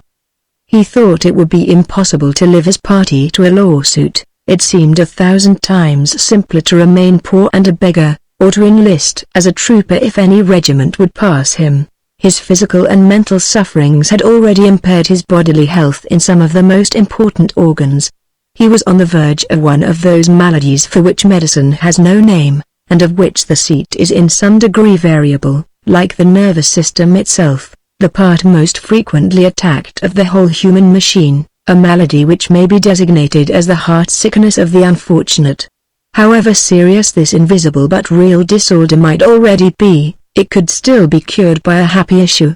But a fresh obstacle, an unexpected incident, would be enough to wreck this vigorous constitution, to break the weakened springs, and produce the hesitancy, the aimless, unfinished movements, which physiologists know well in men undermined by grief. Derville, detecting in his client the symptoms of extreme dejection, said to him, "Take courage, the end of the business cannot fail to be in your favor. Only, consider whether you can give me your whole confidence and blindly accept the result I may think best for your interests." "Do what you will," said Chabert. "Yes, but you surrender yourself to me like a man marching to his death. Must I not be left to live without a position, without a name? Is that endurable?" "That is not my view of it," said the lawyer. "We will try a friendly suit, to annul both your death certificate and your marriage, so as to put you in possession of your rights. You may even, by Comte Ferraud's intervention, have your name replaced on the army list as general, and no doubt you will get a pension." "Well, proceed then," said Chabert. "I put myself entirely in your hands. I will send you a power of attorney to sign," said Derville. "Goodbye. Keep up your courage. If you want money, rely on me." Chabert warmly wrung the lawyer's hand, and remained standing with his back against the wall, not having the energy to follow him excepting with his eyes. Like all men who know but little of legal matters, he was frightened by this unforeseen struggle. During their interview, several times, the figure of a man posted in the street had come forward from behind one of the gate pillars, watching for Derville to depart, and he now accosted the lawyer. He was an old man, wearing a blue waistcoat and a white pleated kilt, like a brewer's. On his head was an otterskin cap. His face was tanned, hollow-cheeked, and wrinkled, but ruddy on the cheekbones by hard work and exposure to the open air. "Asking your pardon, sir," said he, taking Derville by the arm, "if I take the liberty of speaking to you. But I fancied, from the look of you, that you were a friend of our general's." "And what then?" replied Derville. "What concern have you with him? But who are you?" said the cautious lawyer. "I am Louis Verny-Ord," he replied at once. "I have a few words to say to you. So you are the man who has lodged Comte Chabert as I have found him? Asking your pardon, sir. He has the best room. I would have given him mine if I had had but one. I could have slept in the stable. A man who has suffered as he has, who teaches my kids to read, a general, an Egyptian, the first lieutenant I ever served under. What do you think? Of us all, he is best served. I shared what I had with him. Unfortunately, it is not much to boast of bread, milk, eggs. Well, it's neighbor's fare, sir. And he is heartily welcome. But he has hurt our feelings. He? Yes, sir, hurt our feelings. To be plain with you, I have taken a larger business than I can manage, and he saw it. Well, it worried him. He must needs mind the horse. I says to him, really, General Barr. Says he, I am not going to eat my head off doing nothing. I learned to rub a horse down many a year ago. I had some bills out for the purchase money of my dairy. A fellow named Grados. Do you know him, sir? But, my good man, I have not time to listen to your story. Only tell me how the colonel offended you. He hurt our feelings, sir, as sure as my name is Louis Verny-Ord, and my wife cried about it. He heard from our neighbors that we had not a suit to begin to meet the bills with. The old soldier, as he is, he saved up all you gave him. He watched for the bill to come in, and he paid it. Such a trick. While my wife and me, we knew he had no tobacco, poor old boy, and went without. Now yes, he has his cigar every morning. I would sell my soul for it. No, we are hurt. Well, so I wanted to ask you, for he said you were a good sort to lend us 100 crowns on the stock, so that we may get him some clothes, and furnish his room. He thought he was getting us out of debt, you see? Well, it's just the other way. The old man is running us into debt and hurt our feelings! He ought not to have stolen a march on us like that. And we his friends, too! On my word as an honest man, as sure as my name is Louis Verny-Ord, I would sooner sell up and enlist than fail to pay you back your money. Derville looked at the dairyman, and stepped back a few paces to glance at the house, the yard, the manure pool, the cowhouse, the rabbits, the children. On my honor, I believe it is characteristic of virtue to have nothing to do with riches. Thought he, all right, you shall have your 100 crowns, and more. But I shall not give them to you, the colonel will be rich enough to help, and I will not deprive him of the pleasure. And will that be soon? Why, yes. Ah, dear God. How glad my wife will be. And the cowkeeper's tanned face seemed to expand. Now, said Derville to himself, as he got into his cab again, let us call on our opponent.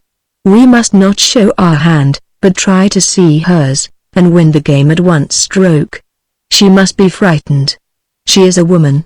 Now, what frightens women most? A woman is afraid of nothing but. And he set to work to study the Countess' position, falling into one of those brown studies to which great politicians give themselves up when concocting their own plans and trying to guess the secrets of a hostile cabinet. Are not attorneys, in a way, statesmen in charge of private affairs? But a brief survey of the situation in which the Comte Ferraud and his wife now found themselves is necessary for a comprehension of the lawyer's cleverness. Monsieur le Comte Ferraud was the only son of a former councillor in the old Parliament of Paris, who had emigrated during the Reign of Terror, and so, though he saved his head, lost his fortune. He came back under the consulate, and remained persistently faithful to the cause of Louis XVIII, in whose circle his father had moved before the Revolution. He thus was one of the party in the Faubourg Saint-Germain which nobly stood out against Napoleon's blandishments. The reputation for capacity gained by the young Count then simply called Monsieur Ferraud made him the object of the Emperor's advances, for he was often as well pleased at his conquests among the aristocracy as at gaining a battle. The Count was promised the restitution of his title, of such of his estates as had not been sold, and he was shown in perspective a place in the ministry or as senator. The Emperor fell. At the time of Comte Chabert's death, M.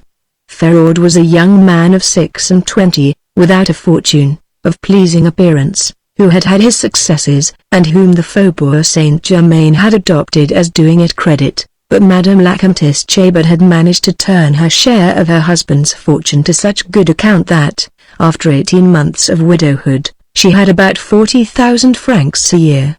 Her marriage to the young Count was not regarded as news in the circles of the Faubourg Saint-Germain. Napoleon, approving of this union, which carried out his idea of fusion, restored to Madame Chabert the money falling to the exchequer under her husband's will, but Napoleon's hopes were again disappointed. Madame Ferraud was not only in love with her lover, she had also been fascinated by the notion of getting into the haughty society which, in spite of its humiliation, was still predominant at the imperial court. By this marriage all her vanities were as much gratified as her passions. She was to become a real fine lady. When the Faubourg Saint-Germain understood that the young Count's marriage did not mean desertion, its drawing rooms were thrown open to his wife. Then came the Restoration. The Count's political advancement was not rapid. He understood the exigencies of the situation in which Louis XVIII found himself. He was one of the inner circle who waited till the gulf of revolution should be closed for this phrase of the king's, at which the liberals laughed so heartily, had a political sense. The order quoted in the long lawyer's preamble at the beginning of this story had, however, put him in possession of 2 tracts of forest, and of an estate which had considerably increased in value during its sequestration. At the present moment, though Comte Ferraud was a councillor of state, and a director general, he regarded his position as merely the first step of his political career. Wholly occupied as he was by the anxieties of consuming ambition, he had attached to himself, as secretary, a ruined attorney named Delbecq, a more than clever man, versed in all the resources of the law, to whom he left the conduct of his private affairs. This shrewd practitioner had so well understood his position with the Count as to be honest in his own interest. He hoped to get some place by his master's influence, and he made the Count's fortune his first care.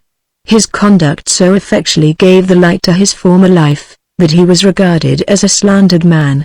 The Countess, with the tact and shrewdness of which most women have a share more or less, understood the man's motives, watched him quietly, and managed him so well, that she had made good use of him for the augmentation of her private fortune. She had contrived to make Delbecq believe that she ruled her husband, and had promised to get him appointed president of an inferior court in some important provincial town, if he devoted himself entirely to her interests. The promise of a place, not dependent on changes of ministry, which would allow of his marrying advantageously, and rising subsequently to a high political position, by being chosen depute, made Delbecq the Countess' abject slave.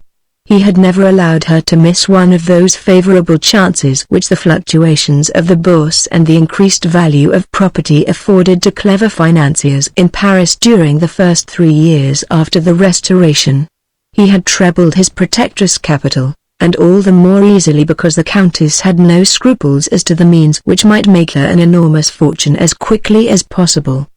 The emoluments derived by the Count from the places he held she spent on the housekeeping, so as to reinvest her dividends, and Delbecq lent himself to these calculations of avarice without trying to account for her motives. People of that sort never trouble themselves about any secrets of which the discovery is not necessary to their own interests. And, indeed, he naturally found the reason in the thirst for money, which taints almost every Parisian woman, and as a fine fortune was needed to support the pretensions of Comte Ferraud, the secretary sometimes fancied that he saw in the Countess' greed a consequence of her devotion to a husband with whom she still was in love. The Countess buried the secrets of her conduct at the bottom of her heart. There lay the secrets of life and death to her, there lay the turning point of this history. At the beginning of the year 1818 the Restoration was settled on an apparently immovable foundation. Its doctrines of government, as understood by lofty minds, seemed calculated to bring to France an era of renewed prosperity, and Parisian society changed its aspect. Madame la Comtesse Ferraud found that by chance she had achieved for love a marriage that had brought her fortune and gratified ambition. Still young and handsome, Madame Ferraud played the part of a woman of fashion, and lived in the atmosphere of the court. Rich herself, with a rich husband who was cried up as one of the ablest men of the royalist party, and, as a friend of the king, certain to be made minister, she belonged to the aristocracy, and shared its magnificence. In the midst of this triumph she was attacked by a moral canker. There are feelings which women guess in spite of the care men take to bury them. On the first return of the king, Comte Ferraud had begun to regret his marriage. Colonel Chabert's widow had not been the means of allying him to anybody. He was alone and unsupported in steering his way in a course full of shoals and beset by enemies. Also, perhaps, when he came to judge his wife coolly, he may have discerned in her certain vices of education which made her unfit to second him in his schemes. A speech he made, apropos of Talleyrand's marriage, enlightened the Countess, to whom it proved that if he had still been a free man she would never have been Madame Ferraud. What woman could forgive this repentance? Does it not include the germs of every insult, every crime, every form of repudiation? But what a wound must it have left in the Countess' heart, supposing that she lived in the dread of her first husband's return. She had known that he still lived, and she had ignored him. Then during the time when she had heard no more of him, she had chosen to believe that he had fallen at Waterloo with the Imperial Eagle, at the same time as Boughton. She resolved, nevertheless, to bind the Count to her by the strongest of all ties, by a chain of gold, and vowed to be so rich that her fortune might make her second marriage dissoluble, if by chance Colonel Chabert should ever reappear.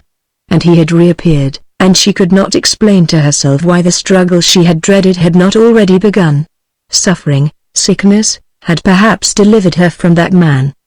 Perhaps he was half mad, and Charenton might yet do her justice.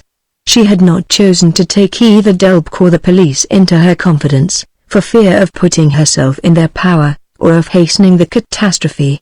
There are in Paris many women who, like the Countess Ferraud, live with an unknown moral monster, or on the brink of an abyss. A callus forms over the spot that tortures them, and they can still laugh and enjoy themselves.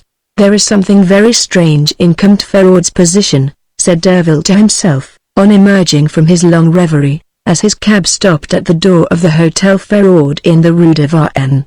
How is it that he, so rich as he is, and such a favorite with the king, is not yet a peer of France. It may, to be sure, be true that the king, as M. de Grandly was telling me, desires to keep up the value of the pairie by not bestowing it right and left. And, after all, the son of a councillor of the Parliament is not a Crillon nor a Rowan. A Comte Ferraud can only get into the upper chamber surreptitiously. But if his marriage were annulled, could he not get the dignity of some old peer who has only daughters transferred to himself, to the king's great satisfaction? At any rate, this will be a good bogey to put forward and frighten the countess, thought he as he went up the steps. Derville had without knowing it laid his finger on the hidden wound, put his hand on the canker that consumed Madame Ferraud. She received him in a pretty winter dining room, where she was at breakfast, while playing with a monkey tethered by a chain to a little pole with climbing bars of iron. The countess was in an elegant wrapper, the curls of her hair, carelessly pinned up, escaped from a cap, giving her an arch look. She was fresh and smiling. Silver, gilding, and mother-of-pearl shone on the table, and all about the room were rare plants growing in magnificent china jars. As he saw Colonel Chabert's wife, rich with his spoil, in the lap of luxury and the height of fashion, while he, poor wretch, was living with a poor dairyman among the beasts, the lawyer said to himself, "The moral of all this is that a pretty woman will never acknowledge as her husband, nor even as a lover, a man in an old box coat, a tow wig, and boots with holes in them." A mischievous and bitter smile expressed the feelings, half philosophical and half satirical, which such a man was certain to experience, a man well situated to know the truth of things in spite of the lies behind which most families in Paris hide their mode of life. "Good morning, Monsieur Derville," said she, giving the monkey some coffee to drink. "Madame," said he, a little sharply, for the light tone in which she spoke jarred on him. "I have come to speak with you on a very serious matter. I am so grieved. M. Le Comte is away. I, Madame, am delighted. It would be grievous if he could be present at our interview. Besides, I am informed through M. Delbecq that you like to manage your own business without troubling the Count." "Then I will send for Delbecq," said she. "He would be of no use to you, clever as he is," replied Derville. "Listen to me, Madame, one word will be enough to make you grave. Colonel Chabert is alive. Is it by telling me such nonsense as that you think you can make me grave?" said she with a shout of laughter. But she was suddenly quelled by the singular penetration of the fixed gaze which Derville turned on her, seeming to read to the bottom of her soul. "Madame," he said with cold and piercing solemnity, "you know not the extent of the danger that threatens you. I need say nothing of the indisputable authenticity of the evidence nor of the fullness of proof which testifies to the identity of Comte Chabert. I am not, as you know, the man to take up a bad cause. If you resist our proceedings to show that the certificate of death was false, you will lose that first case, and that matter once settled, we shall gain every point. What, then, do you wish to discuss with me? Neither the Colonel nor yourself. Nor need I allude to the briefs which clever advocates may draw up when armed with the curious facts of this case, or the advantage they may derive from the letters you received from your first husband before your marriage to your second. It is false," she cried, with the violence of a spoilt woman. "I never had a letter from Comte Chabert, and if someone is pretending to be the Colonel, it is some swindler, some returned convict, like Oignard perhaps. It makes me shudder only to think of it. Can the Colonel rise from the dead, Monsieur? Bonaparte sent an aide-de-camp to inquire for me on his death, and to this day I draw the pension of 3,000 francs granted to this widow by the government. I have been perfectly in the right to turn away all the Chaberts who have ever come, as I shall all who may come. Happily we are alone, Madame. We can tell lies at our ease," said he coolly, and finding it amusing to lash up the Countess' rage so as to lead her to betray herself, by tactics familiar to lawyers, who are accustomed to keep cool when their opponents or their clients are in a passion. "Well, then, we must fight it out," thought he, instantly hitting on a plan to entrap her and show her her weakness. "The proof that you received the first letter, Madame, is that it contained some securities, "Oh, as to securities, that it certainly did not." "Then you received the letter," said Derville, smiling. "You are caught, madame, in the first snare laid for you by an attorney, and you fancy you could fight against justice." The Countess colored, and then turned pale, hiding her face in her hands. Then she shook off her shame, and retorted with the natural impertinence of such women, "Since you are the so-called Chabert's attorney, be so good as to—" "Madame," said Derville, "I am at this moment as much your lawyer as I am Colonel Chabert's. Do you suppose I want to lose so valuable a client as you are? But you are not listening." "Nay, speak on, monsieur," said she graciously.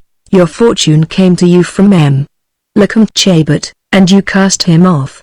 Your fortune is immense, and you leave him to beg. An advocate can be very eloquent when a cause is eloquent in itself. There are here circumstances which might turn public opinion strongly against you." "But, monsieur," said the Comtesse, provoked by the way in which Derville turned and laid her on the gridiron, "even if I grant that your Chabert is living, the law will uphold my second marriage on account of the children, and I shall get off with the restitution of 225,000 francs to Chabert. It is impossible to foresee what view the bench may take of the question. If on one side we have a mother and children, on the other we have an old man crushed by sorrows, made old by your refusals to know him. Where is he to find a wife? Can the judges contravene the law? Your marriage with Colonel Chabert has priority on its side and every legal right. But if you appear under disgraceful colors, you might have an unlooked-for adversary. That, madame, is the danger against which I would warn you. And who is he? Comte Ferraud. Monsieur Ferraud has too great an affection for me, too much respect for the mother of his children." "Do not talk of such absurd things," interrupted Derville, "to lawyers, who are accustomed to read hearts to the bottom.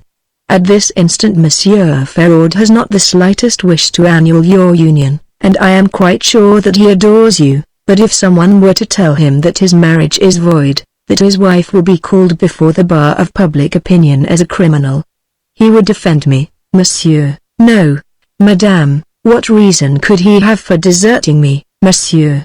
"That he would be free to marry the only daughter of a peer of France, whose title would be conferred on him by patent from the king." The Countess turned pale. "A hit," said Derville to himself. "I have you on the hip, the poor colonel's case is won. Besides, madame," he went on aloud, "he would feel all the less remorse because a man covered with glory, a general, Count, Grand Cross of the Legion of Honor, is not such a bad alternative, and if that man insisted on his wife's returning to him—" "Enough, enough, monsieur," she exclaimed. "I will never have any lawyer but you. What is to be done?" "Compromise," said Derville. "Does he still love me?"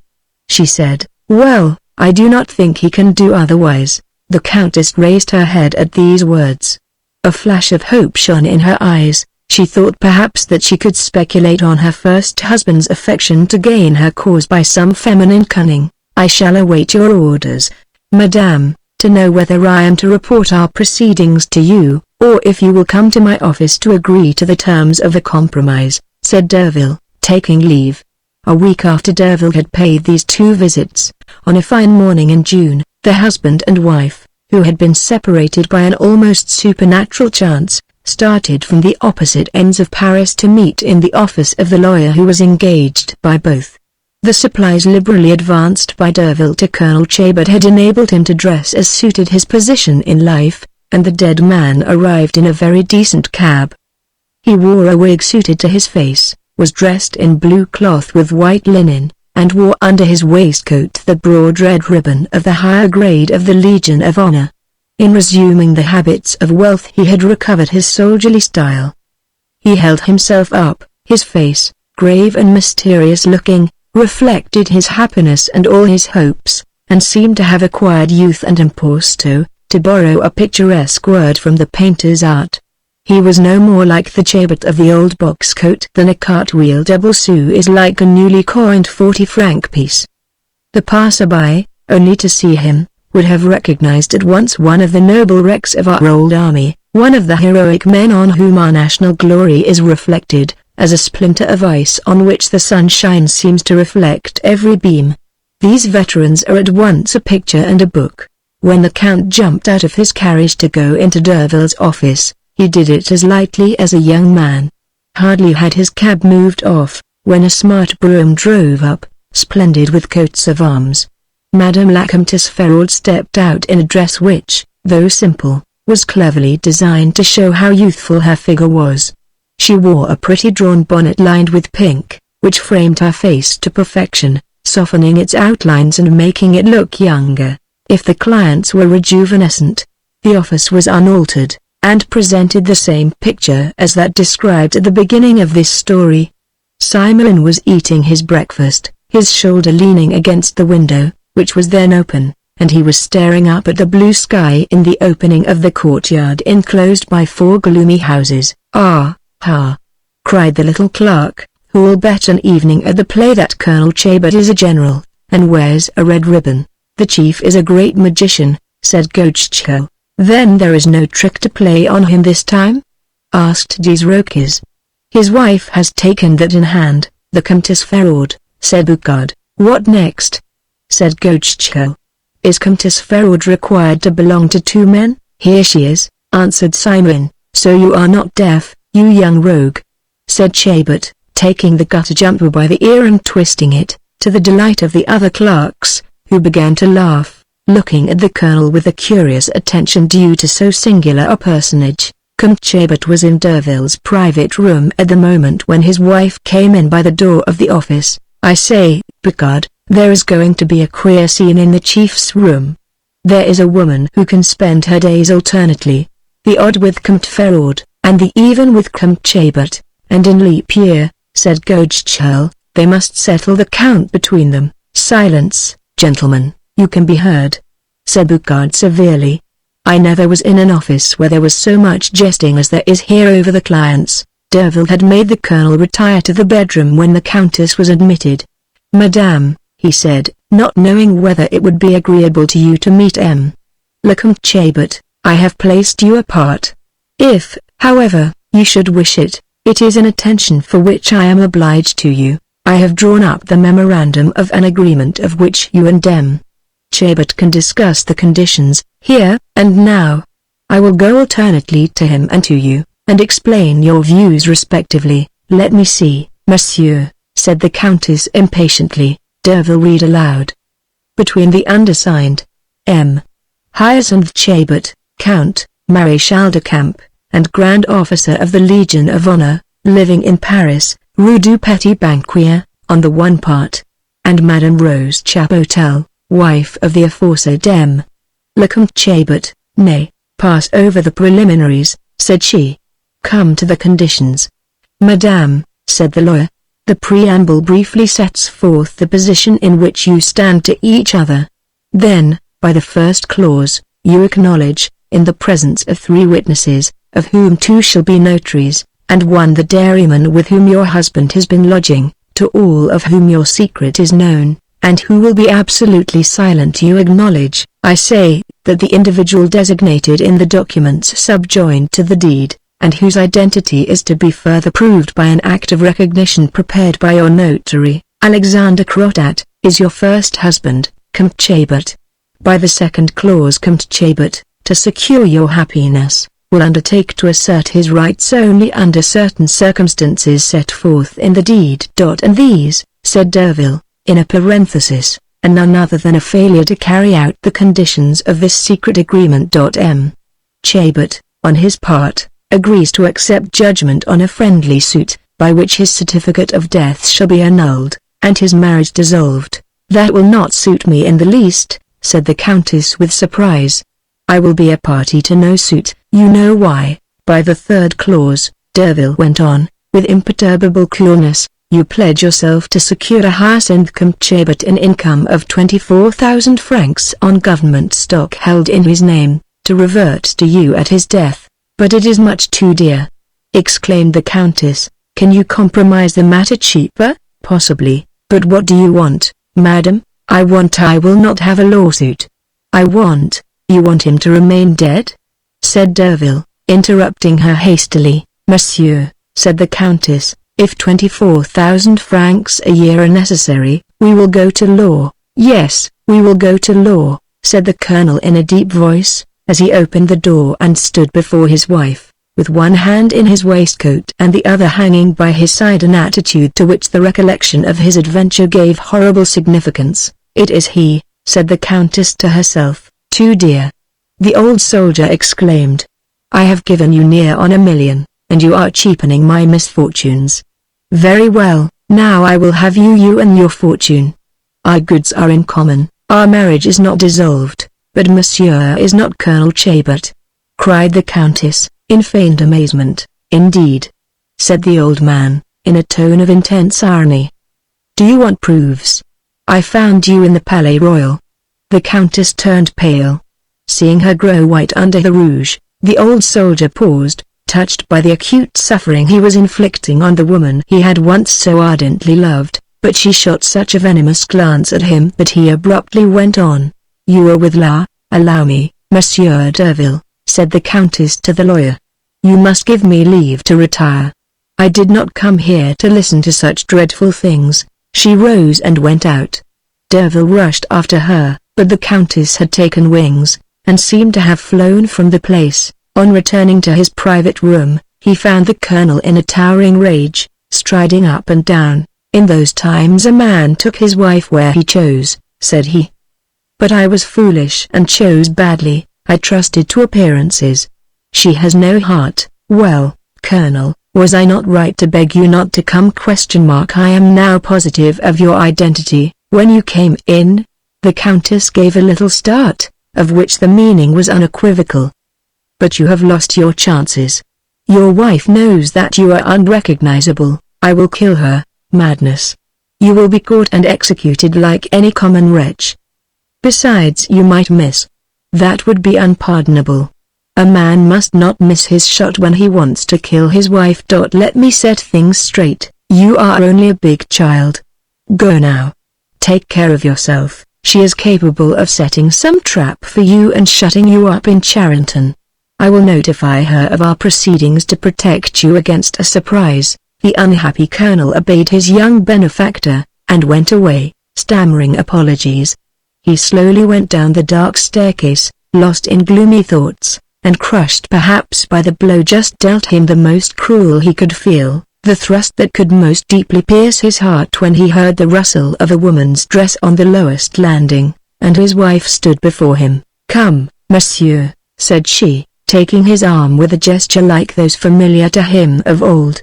Her action and the accent of her voice, which had recovered its graciousness, were enough to allay the colonel's wrath, and he allowed himself to be led to the carriage. Well, get in, said she, when the footman had let down the step, and as if by magic, he found himself sitting by his wife in the brougham. Where to? Asked the servant. To Grossley, said she. The horses started at once, and carried them all across Paris. Monsieur, said the Countess, in a tone of voice which betrayed one of those emotions which are rare in our lives, and which agitate every part of our being. At such moments the heart, fibers, nerves, countenance, soul, and body, everything, every pore even, feels a thrill. Life no longer seems to be within us, it flows out, springs forth, is communicated as if by contagion, transmitted by a look, a tone of voice, a gesture, impressing our will on others. The old soldier started on hearing this single word, this first, terrible monsieur. But still it was at once a reproach and a pardon, a hope and a despair, a question and an answer. This word included them all. None but an actress could have thrown so much eloquence, so many feelings into a single word. Truth is less complete in its utterance. It does not put everything on the outside, it allows us to see what is within. The colonel was filled with remorse for his suspicions, his demands, and his anger. He looked down not to betray his agitation. Monsieur, repeated she, after an imperceptible pause. I knew you at once, Rosine, said the old soldier. Those words contain the only balm that can help me to forget my misfortunes. 2 large tears rolled hot onto his wife's hands, which he pressed to show his paternal affection. Monsieur, she went on, Could you not have guessed what it cost me to appear before a stranger in a position so false as mine now is? If I have to blush for it, at least let it be in the privacy of my family. Ought not such a secret to remain buried in our hearts? You will forgive me, I hope, for my apparent indifference to the woes of a Chabert in whose existence I could not possibly believe. I received your letters, she hastily added, seeing in his face the objection it expressed, but they did not reach me till 13 months after the Battle of Eylau. They were opened, dirty, the writing was unrecognizable, and after obtaining Napoleon's signature to my second marriage contract, I could not help believing that some clever swindler wanted to make a fool of me. Therefore, to avoid disturbing Monsieur Feraud's peace of mind, and disturbing family ties, I was obliged to take precautions against a pretended Chabert. Was I not right, I ask you? Yes, you were right.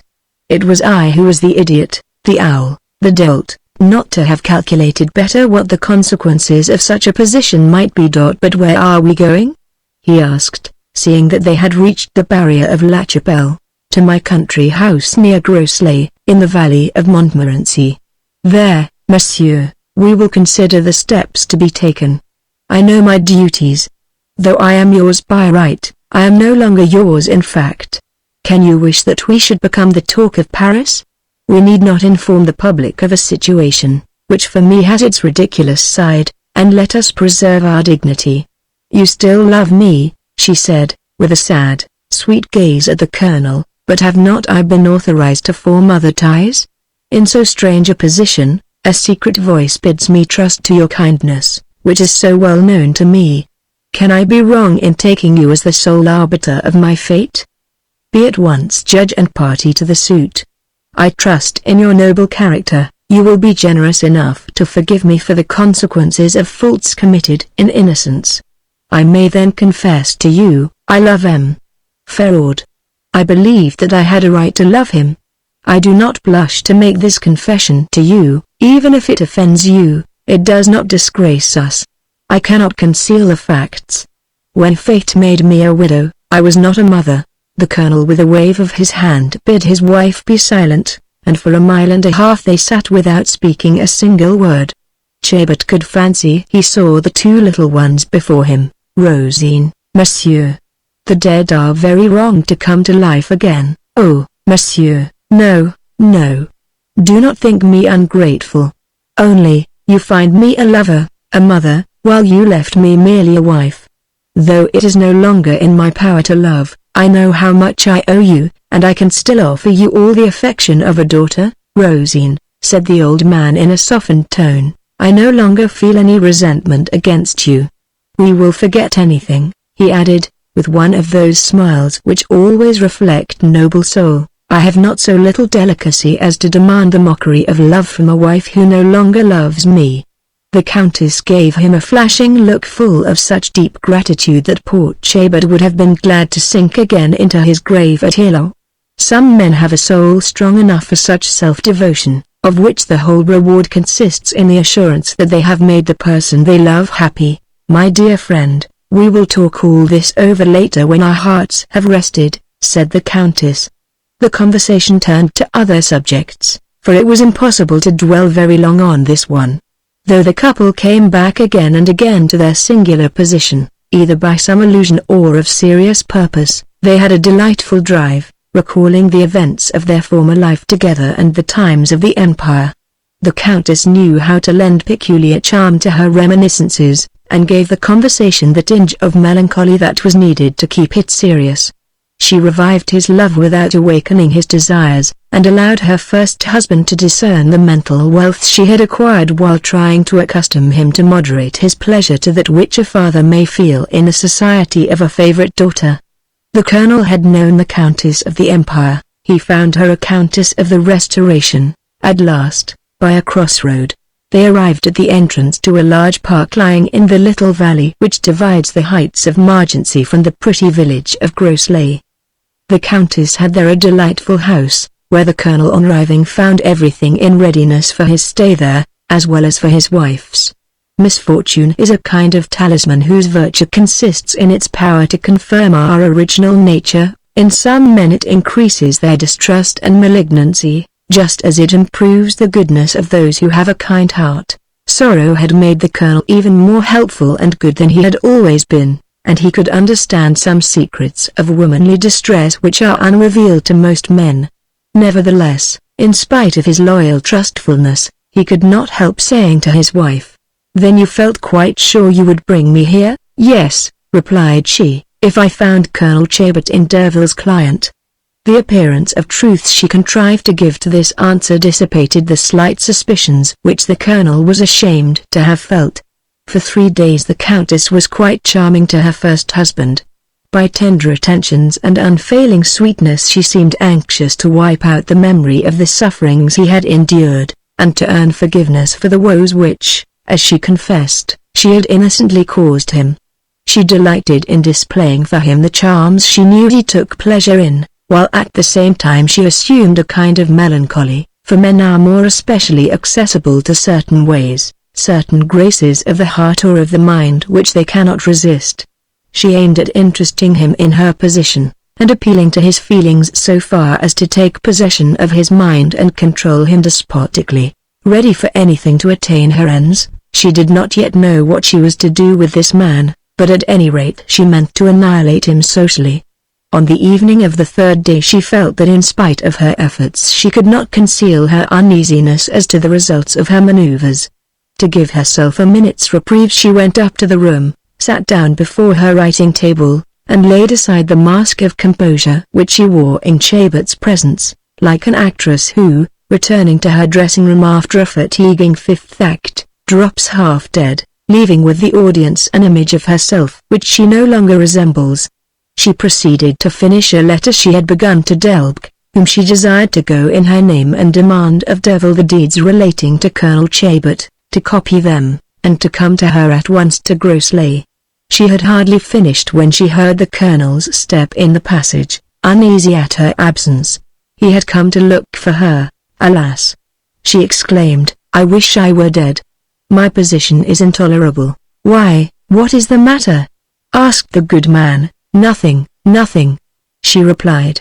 She rose, left the Colonel, and went down to speak privately to her maid, whom she sent off to Paris, impressing on her that she was herself to deliver to Delbecq the letter just written, and to bring it back to the writer as soon as he had read it. Then the Countess went out to sit on a bench sufficiently in sight for the Colonel to join her as soon as he might choose. The Colonel, who was looking for her, hastened up and sat down by her. "Rosine," said he, "what is the matter with you?" She did not answer. It was one of those glorious, calm evenings in the month of June, whose secret harmonies infuse such sweetness into the sunset. The air was clear, the stillness perfect, so that far away in the park they could hear the voices of some children, which added a kind of melody to the sublimity of the scene. "You do not answer me?"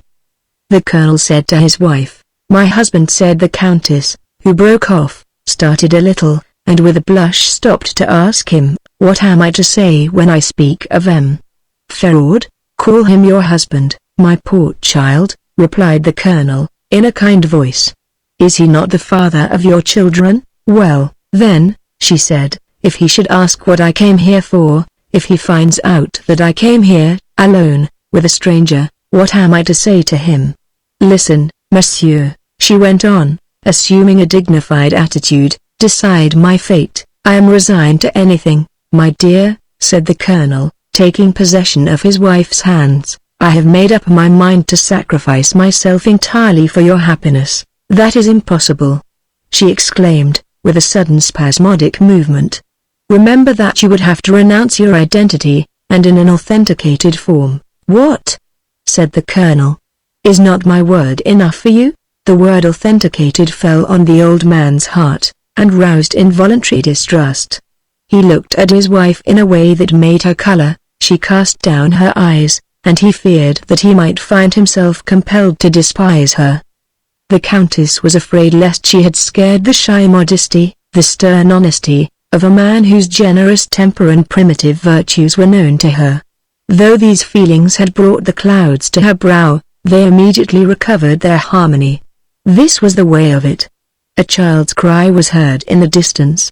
"Jules, leave your sister in peace," the Countess called out. "What, are your children here?" said Chabert. "Yes, but I told them not to trouble you." The old soldier understood the delicacy, the womanly tact of so gracious a precaution, and took the Countess' hand to kiss it. "But let them come," said he. The little girl ran up to complain of her brother. "Mama, Mama, it was Jules, it was her." Their little hands were held out to their mother, and the two childish voices mingled. It was an unexpected and charming picture. "Poor little things," cried the Countess, no longer restraining her tears. "I shall have to leave them. To whom will the law assign them? A mother's heart cannot be divided." I want them, I want them. Are you making Mama cry?" said Jules, looking fiercely at the Colonel. "Silence, Jules," said the mother in a decided tone. The two children stood speechless, examining their mother and the stranger with a curiosity which it is impossible to express in words. "Oh yes," she cried. "If I am separated from the Count, only leave me my children, and I will submit to anything." This was the decisive speech which gained all that she had hoped from it. "Yes," exclaimed the Colonel, as if he were ending a sentence already begun in his mind, "I must return underground again. I had told myself so already. Can I accept such a sacrifice?" replied his wife. "If some men have died to save a mistress' honor, they gave their life but once. But in this case you would be giving your life every day." "No, no. It is impossible. If it were only your life, it would be nothing, but to sign a declaration that you are not Colonel Chabert, to acknowledge yourself an impostor, to sacrifice your honor, and live a lie every hour of the day. Human devotion cannot go so far. Only think! No. But for my poor children I would have fled with you by this time to the other end of the world." "But," said Chabert, "cannot I live here in your little lodge as one of your relations? I am as worn out as a cracked cannon. I want nothing but a little tobacco and the constitutional." The Countess melted into tears. There was a contest of generosity between the Comtesse Ferrand and Colonel Chabert, and the soldier came out victorious. One evening, seeing this mother with her children, the soldier was bewitched by the touching grace of a family picture in the country. In the shade and the silence, he made a resolution to remain dead, and, frightened no longer at the authentication of a deed, he asked what he could do to secure beyond all risk the happiness of this family. "Do exactly as you like," said the Countess.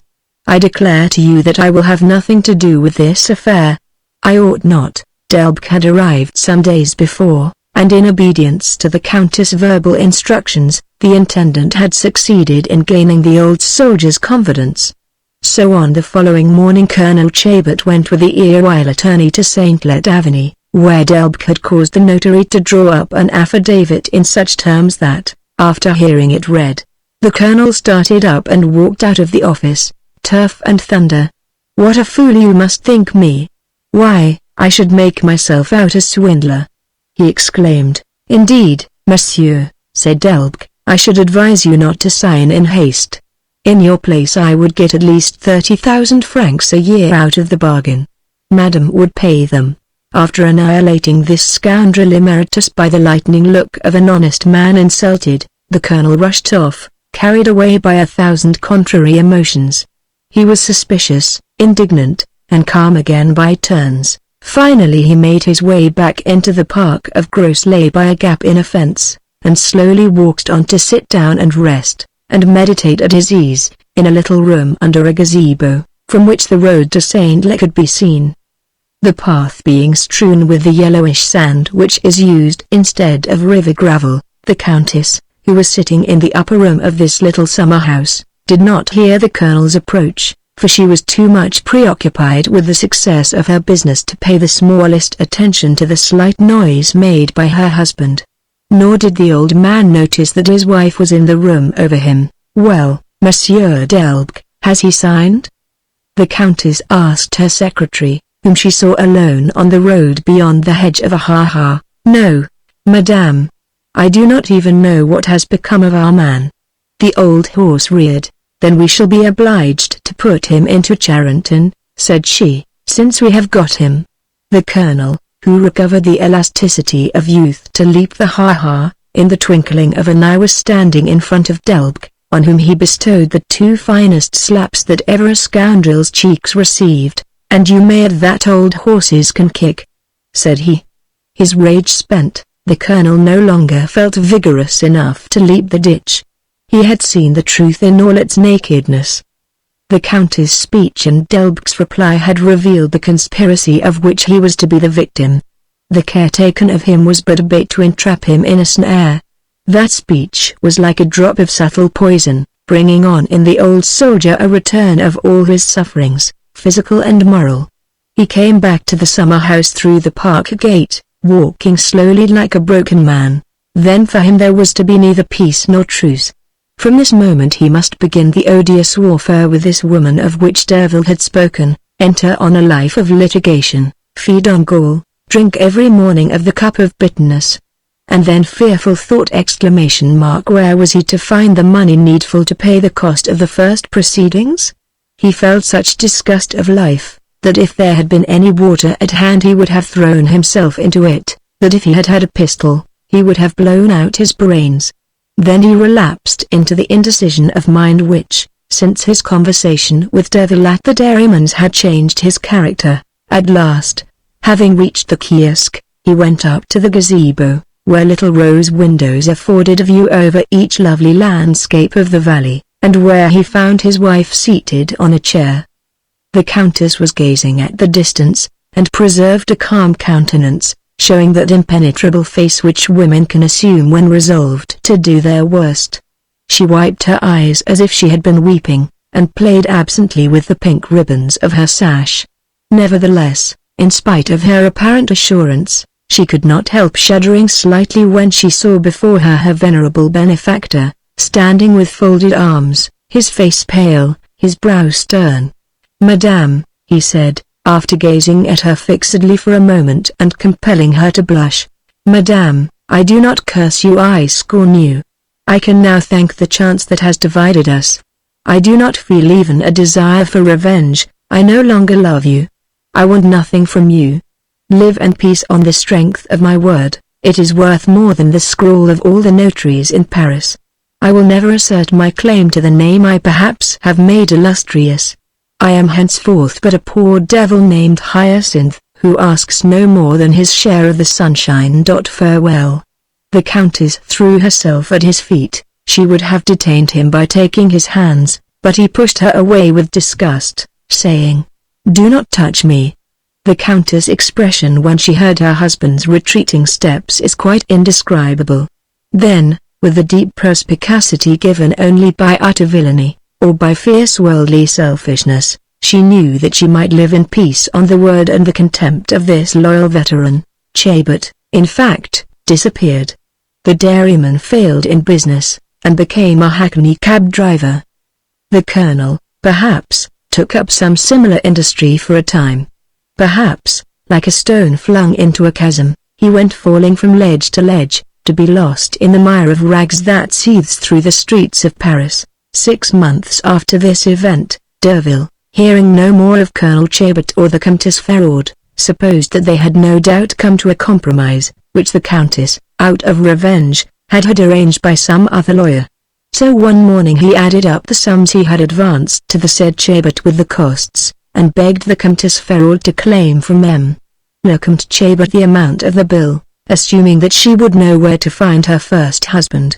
The very next day Comte Ferraud's man of business, lately appointed president of the county court in a town of some importance, wrote this distressing note to Derville. "Monsieur, Madame la Comtesse Ferraud desires me to inform you that your client took complete advantage of your confidence, and that the individual calling himself Comte Chabert has acknowledged that he came forward under false pretenses. Yours, etc., Delbk." "One comes across people who are, on my honor, too stupid by half," cried Derville. "They don't deserve to be Christians. Be humane, generous, philanthropical, and a lawyer, and you are bound to be cheated. There is a piece of business that will cost me 2,000-franc notes." Some time after receiving this letter, Derville went to the Palais de Justice in search of a pleader to whom he wished to speak, and who was employed in the police court. As chance would have it, Derville went into court number 6 at the moment when the presiding magistrate was sentencing one Hyacinth to 2 months' imprisonment as a vagabond, and subsequently to be taken to the Mendicity House of Detention, a sentence which, by magistrate's law, is equivalent to perpetual imprisonment. On hearing the name of Hyacinth, Derville looked at the delinquent, sitting between 2 gendarmes on the bench for the accused, and recognized in the condemned man his false Colonel Chabert. The old soldier was placid, motionless, almost absent-minded. In spite of his rags, in spite of the misery stamped on his countenance, it gave evidence of noble pride. His eye had a stoical expression which no magistrate ought to have misunderstood, but as soon as a man has fallen into the hands of justice, he is no more than a moral entity, a matter of law or of fact, just as to statistics he has become a zero. When the veteran was taken back to the lockup, to be removed later with the batch of vagabonds at that moment at the bar, Derville availed himself of the privilege accorded to lawyers of going wherever they please in the courts, and followed him to the lockup, where he stood scrutinizing him for some minutes, as well as the curious crew of beggars among whom he found himself. The passage to the lockup at that moment afforded one of those spectacles which, unfortunately, neither legislators, nor philanthropists, nor painters, nor writers come to study. Like all the laboratories of the law, this anteroom is a dark and malodorous place. Along the walls runs a wooden seat, blackened by the constant presence there of the wretches who come to this meeting place of every form of social squalor, where not one of them is missing. A poet might say that the day was ashamed to light up this dreadful sewer through which so much misery flows. There is not a spot on that plank where some crime has not sat, in embryo or matured, not a corner where a man has never stood who, driven to despair by the blight which justice has set upon him after his first fault, has not begun a career, at the end of which looms the guillotine or the pistol snap of the suicide. All who fall on the pavement of Paris rebound against these yellow-grey walls, on which a philanthropist who was not a speculator might read a justification of the numerous suicides complained of by hypocritical writers who are incapable of taking a step to prevent them, for the justification is written in that ante-room, like a preface to the dramas of the morgue, or to those enacted on the Place de la Grève. At this moment Colonel Chabert was sitting among these men with coarse faces, clothed in the horrible livery of misery, and silent at intervals, or talking in a low tone, for 3 gendarmes on duty paced to and fro, their sabres clattering on the floor. "Do you recognize me?" said Derville to the old man, standing in front of him. "Yes, sir," said Chabert, rising.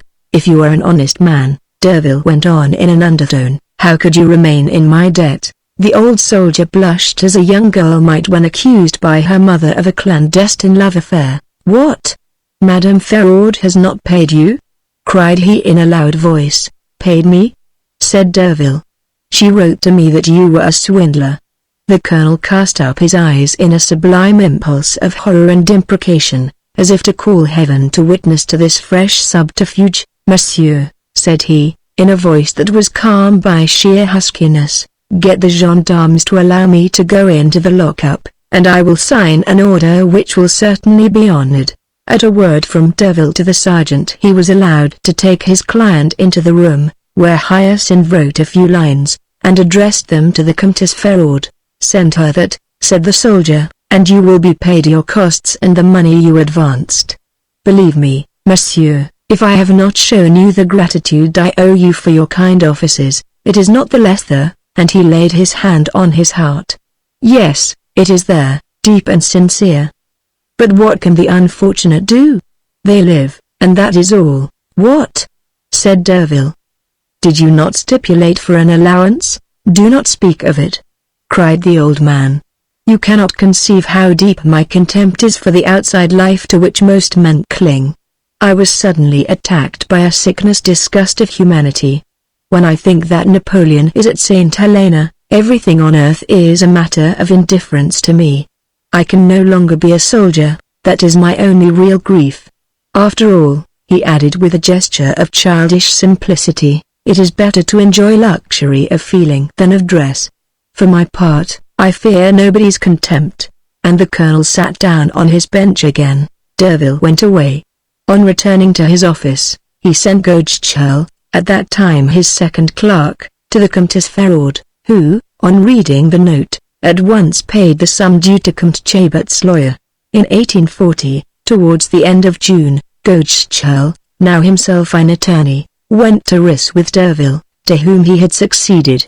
When they reached the avenue leading from the higher road to Bicêtre, they saw, under one of the elm trees by the wayside, one of those old, broken, and hoary paupers who have earned the marshal's staff among beggars by living on at Bicêtre as poor women live on at La Salpêtrière. This man, one of the 2,000 poor creatures who are lodged in the infirmary for the aged, was seated on a cornerstone, and seemed to have concentrated all his intelligence on an operation well known to these pensioners, which consists in drying their snuffy pocket handkerchiefs in the sun, perhaps to save washing them. This old man had an attractive countenance. He was dressed in a reddish cloth wrapper coat which the workhouse affords to its inmates, a sort of horrible livery. "I say, Derville," said Gauchel to his traveling companion, "look at that old fellow. Isn't he like those grotesque carved figures we get from Germany? And it is alive. Perhaps it is happy." Derville looked at the poor man through his eyeglass, and with a little exclamation of surprise he said, "That old man, my dear fellow, is a whole poem, or, as the romantics say, a drama. Did you ever meet the Comtesse Ferraud?" "Yes, she is a clever woman, and agreeable, but rather too pious," said Gauchel. "That old Bicêtre pauper is her lawful husband, Comte Chabert, the old colonel. She has had him sent here, no doubt. And if he is in this workhouse instead of living in a mansion, it is solely because he reminded the pretty countess that he had taken her, like a hackney cab, on the street. I can remember now the tiger's glare she shot at him at that moment." This opening having excited Gauchel's curiosity, Derville related the story here told. 2 days later, on Monday morning, as they returned to Paris, the two friends looked again at Bicêtre, and Derville proposed that they should call on Colonel Chabert. Halfway up the avenue they found the old man sitting on the trunk of a felled tree. With his stick in one hand, he was amusing himself with drawing lines in the sand. On looking at him narrowly, they perceived that he had been breakfasting elsewhere than at Bicêtre. "Good morning, Colonel Chabert," said Derville. "Not Chabert. Not Chabert. My name is Hyacinth," replied the veteran. "I am no longer a man, I am number 164, room 7. He added, looking at Derville with timid anxiety, the fear of an old man and a child. "Are you going to visit the man condemned to death?" he asked after a moment's silence. "He is not married.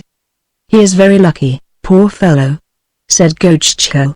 "Would you like something to buy snuff?" With all the simplicity of a street Arab, the colonel eagerly held out his hand to the two strangers, who each gave him a 20-franc piece.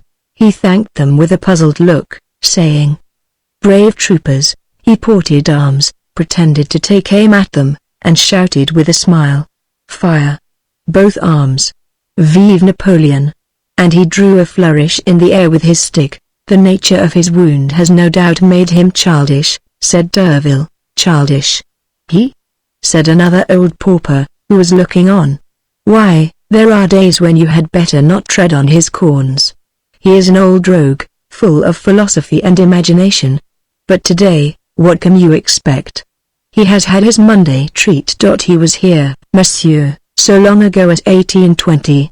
At that time a Prussian officer, whose chaise was crawling up the hill of Villejuif, came by on foot. We two were together, Hyacinth and I, by the roadside. The officer, as he walked, was talking to another, a Russian, or some animal of the same species, and when the Prussian saw the old boy, just to make fun, he said to him, "Here is an old cavalryman who must have been at Rossbach." "I was too young to be thee," said Hyacinth. "But I was at Jena." And the Prussian made off pretty quick, without asking any more questions. "What a destiny!" exclaimed Derville.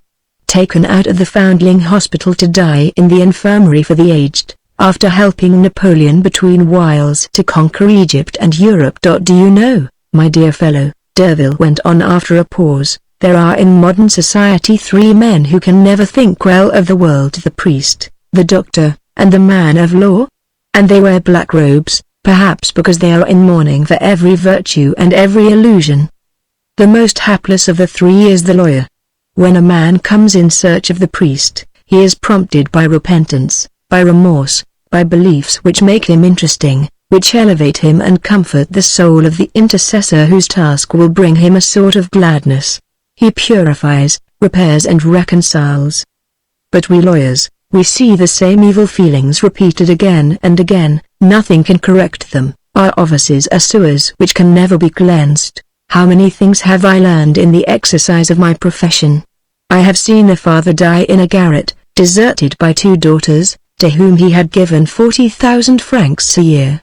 I have known wills burned. I have seen mothers robbing their children, wives killing their husbands, and working on the love they could inspire to make the men idiotic or mad, that they might live in peace with a lover. I have seen women teaching the child of their marriage such tastes as must bring it to the grave in order to benefit the child of an illicit affection.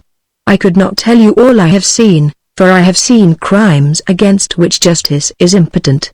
In short, all the horrors that romancers suppose they have invented are still below the truth. You will know something of these pretty things. As for me, I am going to live in the country with my wife. I have a horror of Paris. I have seen plenty of them already in Desroquer's office, replied Gauchko. Paris, February to March 1832.